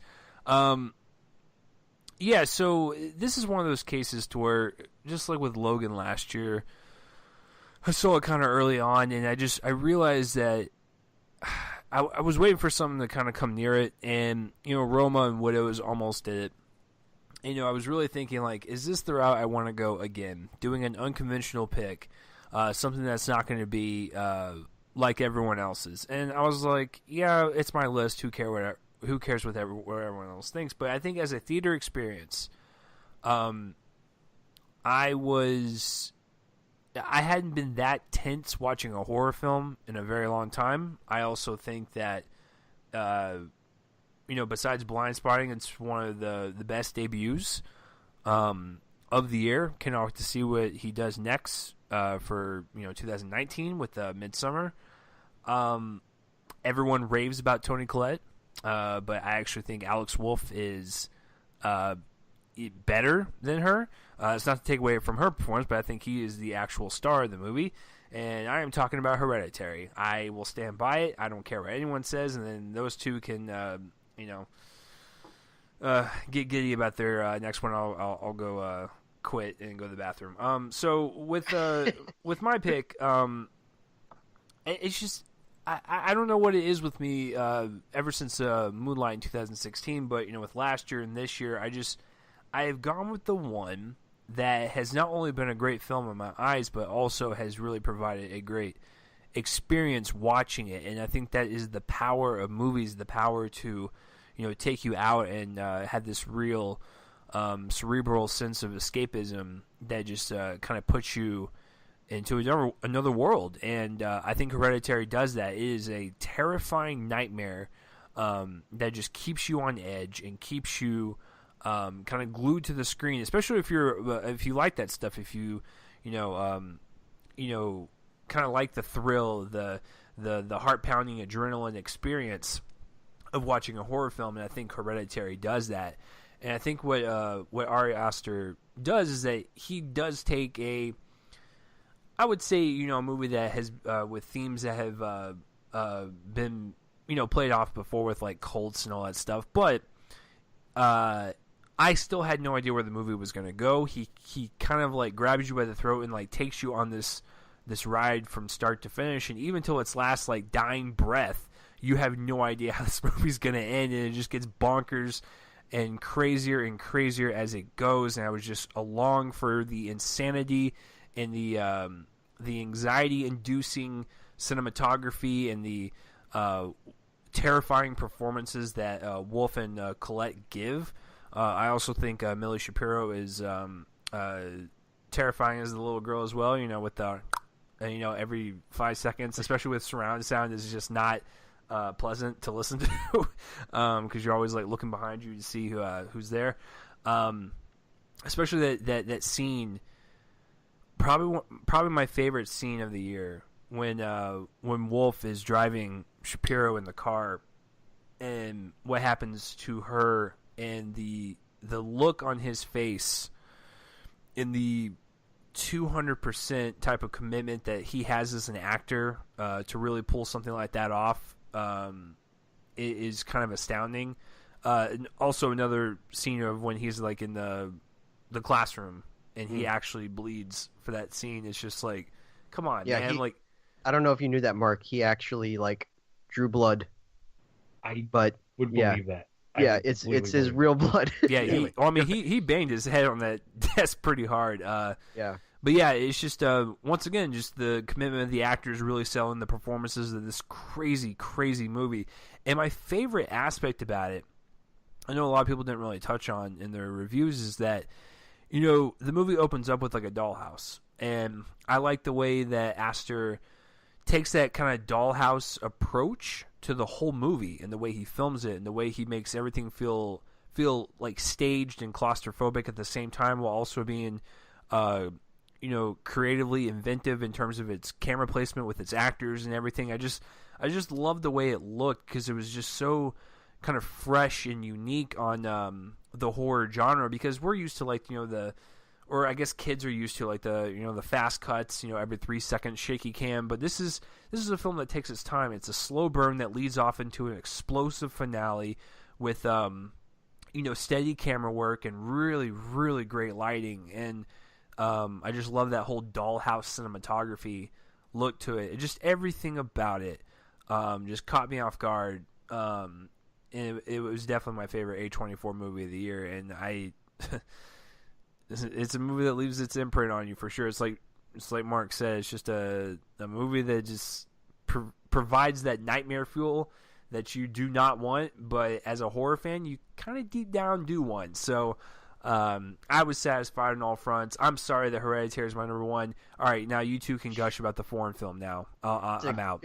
Don't apologize. I just checked Metacritic, and Hereditary was also on 6 other critics' lists at the number 1 spot. Awesome. So there you go. It's not. So me and 6 other people with 7 billion people on the planet. Thanks for making me feel good. What? No, that's a pretty good number because everyone else had Roma at number one. So Yeah, anything else true. is pretty. Literally everybody else had Roma. Yeah, it's a great pick. I pretty much knew at the halfway point when this was your number one that this would probably be your number one at the end of the year. I was silently saying in my head, I was like, yeah, this is the kind of praise that doesn't get dampened by another 6 months of movies, no matter how great they are. And yeah. Yeah, So, I mean it's really really well done. I mean it's a really scary horror movie, which is something that you can't say about all the horror movies. And Aster does. So you're right. I like that analogy. It is like a dollhouse, and not just that the framing and the composition and everything, but also just the entire plot structure is kind of all of those characters are dolls, and by the end you realize how they're being manipulated by some other force. That what's amazing about it is Aster doesn't hide what's happening, but he does gradually like confirm our suspicions of what's going on, and yet it still feels like you feel the impact of everything, especially at the end when it all comes into fruition in the treehouse. It's yeah, it is not a bad pick at all. Well, and you know, I know a lot of people are haven't really said this either, but it's also not even just a horror film. It's like a good family drama as well about grief, and so that's also a nice little addition to it. Yep. Yeah. It's about really grief and mental illness and all this other stuff, and it's it just turns out that it's about something completely different, but it still all works. Yeah. So I will just say, so we have definitely figured out that Mark and I do indeed share the number one spot. But yeah, I figured that out 2.5 hours ago. But thanks for trying. I will let Mark go first. But I just want to say first before he goes that this is 9 years in the making. Mark and I, we agree a fair amount of the time, but we definitely part on what the best film of a certain year is a lot. And we've come close. I think my number one of 2013 is Her, and that was your number two, I think, right? So that was probably the closest that we've come to either choice, really. But it's been since Inglourious Bastards in 2009 that we have actually agreed, and it was really only since you started reviewing movies 2 other times before that with AI, Artificial Intelligence in 2001, and definitely No Country for Old Men, 2007. So we haven't done this very often. I just want to tell people that we agree on a lot, but we also don't agree a lot of the time on our number one film of the year. Like with Vice and with Widows and after so many movies in my top 5, kind of there was a bit of contention, whether it be kind of slight with Roma or fairly significant with Vice, that we digressed on. Or diverged on, whatever. But our number one, suspense is killing everybody at this point. But my number one, and I hope to God, because it would be really embarrassing if it's not. Also, Joel's number one is Hirokazu Koreeda's Shoplifters. Yes. Oh my God.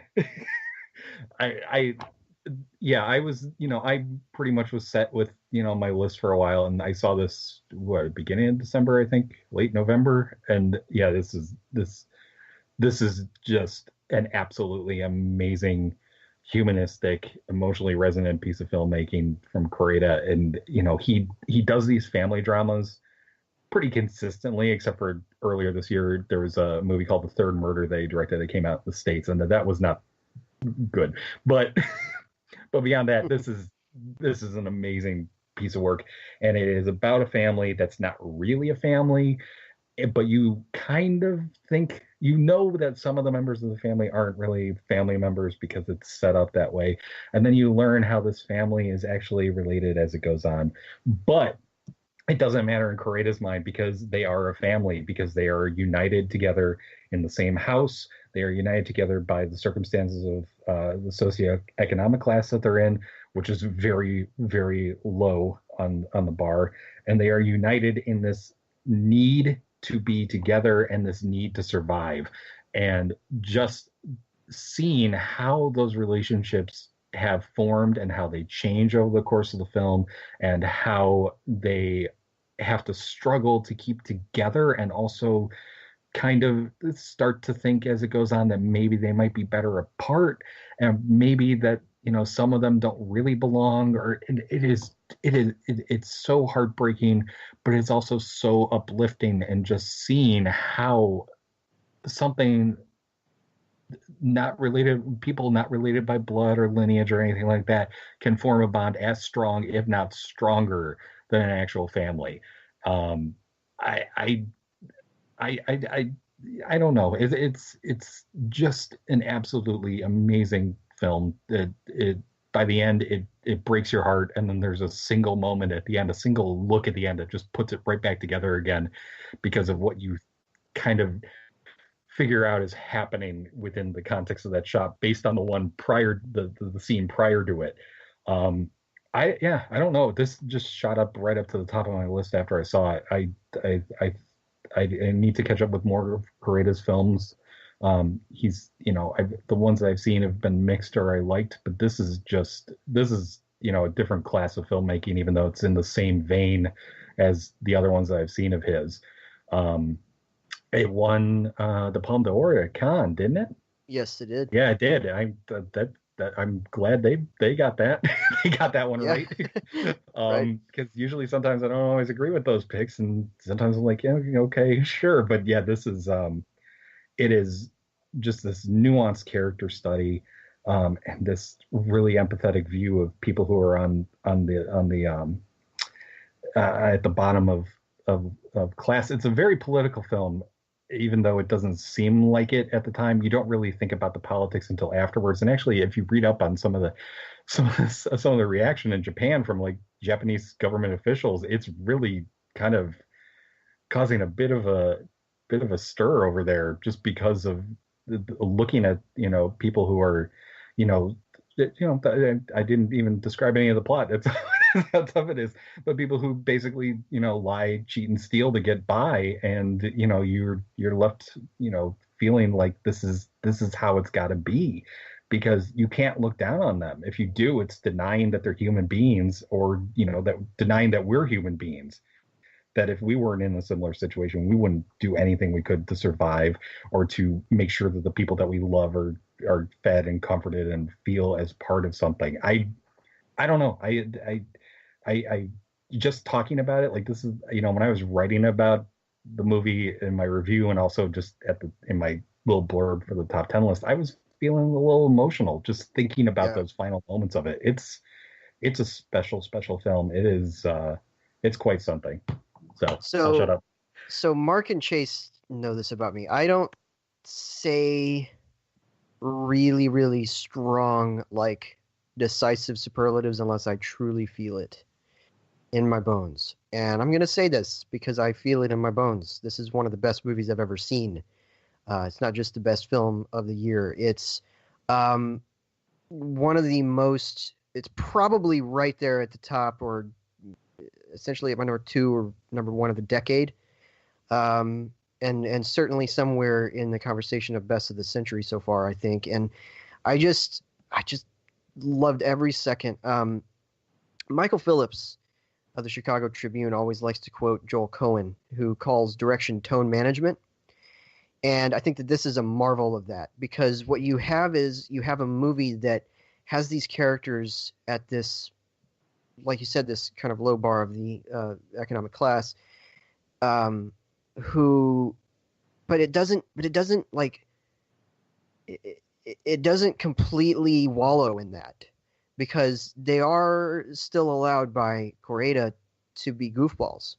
You get moments of just family camaraderie and kind of this dialogue between them where it's just like watching a family. It's literally just like watching a family in a documentary about a family. You get the stylized, slightly drama of some of the other stuff, but those scenes where they're just talking to each other, they're having dinner at night, they're trying to discuss the situation with this young girl that they discover outside of a house, 2 of them, and it's just like watching a family in a documentary. And I think that in these other scenes, you have heartbreaking, just heart-wrenching tragic developments, especially as kind of secrets that some of them have kept from others, some of them have kept within themselves, come to light. And you're so right, Mark. The final word of spoken dialogue. Oh my gosh, Yeah, it's that did me in. It's a single yeah, 3-letter word. It did me in. yeah, I couldn't contain it. It was an yeah. ugly He cry. he he sent me a gif of a baby just suddenly crying. And that it pretty much, yeah, it sums it up. It's such a um such a beautiful film, and it's hard to make me cry in a movie. I don't say that as a badge of honor. I think I distance myself just enough from the action of a movie to not go to that place. And different people are different people, but that's me. And this movie made me into a sobbing, uncontrollable mess by the end, and it's absolutely heartbreaking, and also, like you said, it's uplifting in a certain way. It's weird. It actually shares a lot with your number one of last year, the Florida Project. There's Yep. some real like connective tissue there, and yeah, of all the movies this year, and there were quite a few of them, I think, about kind of characters in this economic class, this is the one that broke me the most. Leave No Trace is certainly in that conversation, but this is up there, and it's just a great piece of work. I need to see more Correda's films as well. I've seen now 3, I think. The previous ones were After the Storm, which is, I know, one you saw as well. Good, kind of modest in its scope and impact, I think. But the previous one before that, I saw way back in 2012. It was I Wish, which I did not like very much. I thought that it was spread way too thin, and it's more than 2 hours, and I think maybe even longer than this was, and didn't really tell a story that was conducive to that kind of length, and it's disappointing. But films like Afterlife and Nobody Knows and all of that, I need to get on watching that. And he has a new movie coming out this next year called, I think it's called The Truth or something, and it's pairs Juliette Binoche and Ethan Hawke. Oh, cool. Which is a great pairing. I mean, come on. So, certainly very much a director that's on my radar. I feel like he's in the conversation, a lot of people's conversation with names like Yasujiro Ozu, who made a movie called Tokyo Story. That's one of my all-time favorites, and kind of similarly very much about a close-knit family kind of being broken apart a bit, and they're very similar. And I love this film. It is truly special. I really hope this is another one that Criterion gets on, because I feel like it fits their criteria. And that is not a pun that I intended, but but it really does. I mean, it's very Ozu-like, and they've put a lot of his movies on Criterion. So I think that they need to really get on top of this. And another supporting actress contender is Sakura Ando, who plays kind of the makeshift mother of this family. Particularly an interrogation scene, let's just say that, is a beautiful moment from her. Yeah. So, really. And Lily Frankie, too. And the late, great Kieran Kiki, who plays the grandmother, passed away this past September. I see. She was in After the Storm. I also saw her in this wonderful little movie called Sweet Bean from a few years ago that she was the main character in that, and it was really good film. She was amazing in it, and clearly one of the best actresses, particularly working in Japan. Great performance here, great final performance, and So the performances blend in so well. I mean, it's one of those kind of performances that I don't think I wrote about any of them just because they fit in so perfectly. Yeah. I mean, they're all great. Yeah, Anyway, so I'm glad, me too. We came close in a couple of previous years, but again, this is the first time in 9 years that we've actually agreed that the best film of the year is the best film of the year. And anyway, so all right. So, do we recap real quick? Yeah. Go ahead and recap your list. Okay. My number 10 for the year was Blind Spotting. Number 9, If Beale Street Could Talk. Number 8, First Reformed. Number 7, Black Klansman. Number 6, You Were Never Really Here. Number 5, Eighth Grade. Number 4, Paddington 2. Number 3, First Man. Number 2, The Death of Stalin. And number 1, Shoplifters. All right, Chase, what's your recap? All right, number 10, Black Klansman. Number 9, You Were Never Really Here. Number 8, Annihilation. Number 7, Three Identical Strangers. Number 6, First Man. 5, Blind Spotting. 4, The Favorite. 3, Widows. 2, Roma. And I guess I'm going to change number 1 to Shoplifters, I mean, from what you guys were talking about. But for right now, it is Hereditary. All right, and then my number 10 was Minding the Gap. Great documentary. Number 9 was Blind Spotting. Number 8, wow, I can't count backwards. Number 8, If Beale Street Could Talk. Number 7, Black Klansman. Number 6, The Favorite. Number 5, Roma. Number 4, Widows. Number 3, First Reformed. Number 2, Vice. And, like with Mark, number 1, Hirokazu Koreeda's Shoplifters. So that makes it a wrap, folks. It's getting pretty late here. So, Mark, where can people find you online? You can find me at markreviewsmovies.com. That's where you can find pretty much all my reviews. I'll link anything that goes outside of that site. On Twitter, I'm at Mark Reviews. And Mark Reviews Movies has a Facebook page, too. And Letterboxd, it's my name, Mark Dujsik. Mark, D-U-J-S-I-K. Mark with a K. Alrighty. And thank you for joining us again today, by the way. No problem. It's always great to do this. Yeah, thank you, Mark. Please come back. Hopefully I mean, you come back, twice in a row, and so I'm assuming maybe by the third or fourth time you'll get tired of us, but hopefully more beyond that. I just have to sneak in Vice as my number 1 film of each year after this, and then no, I'm just kidding.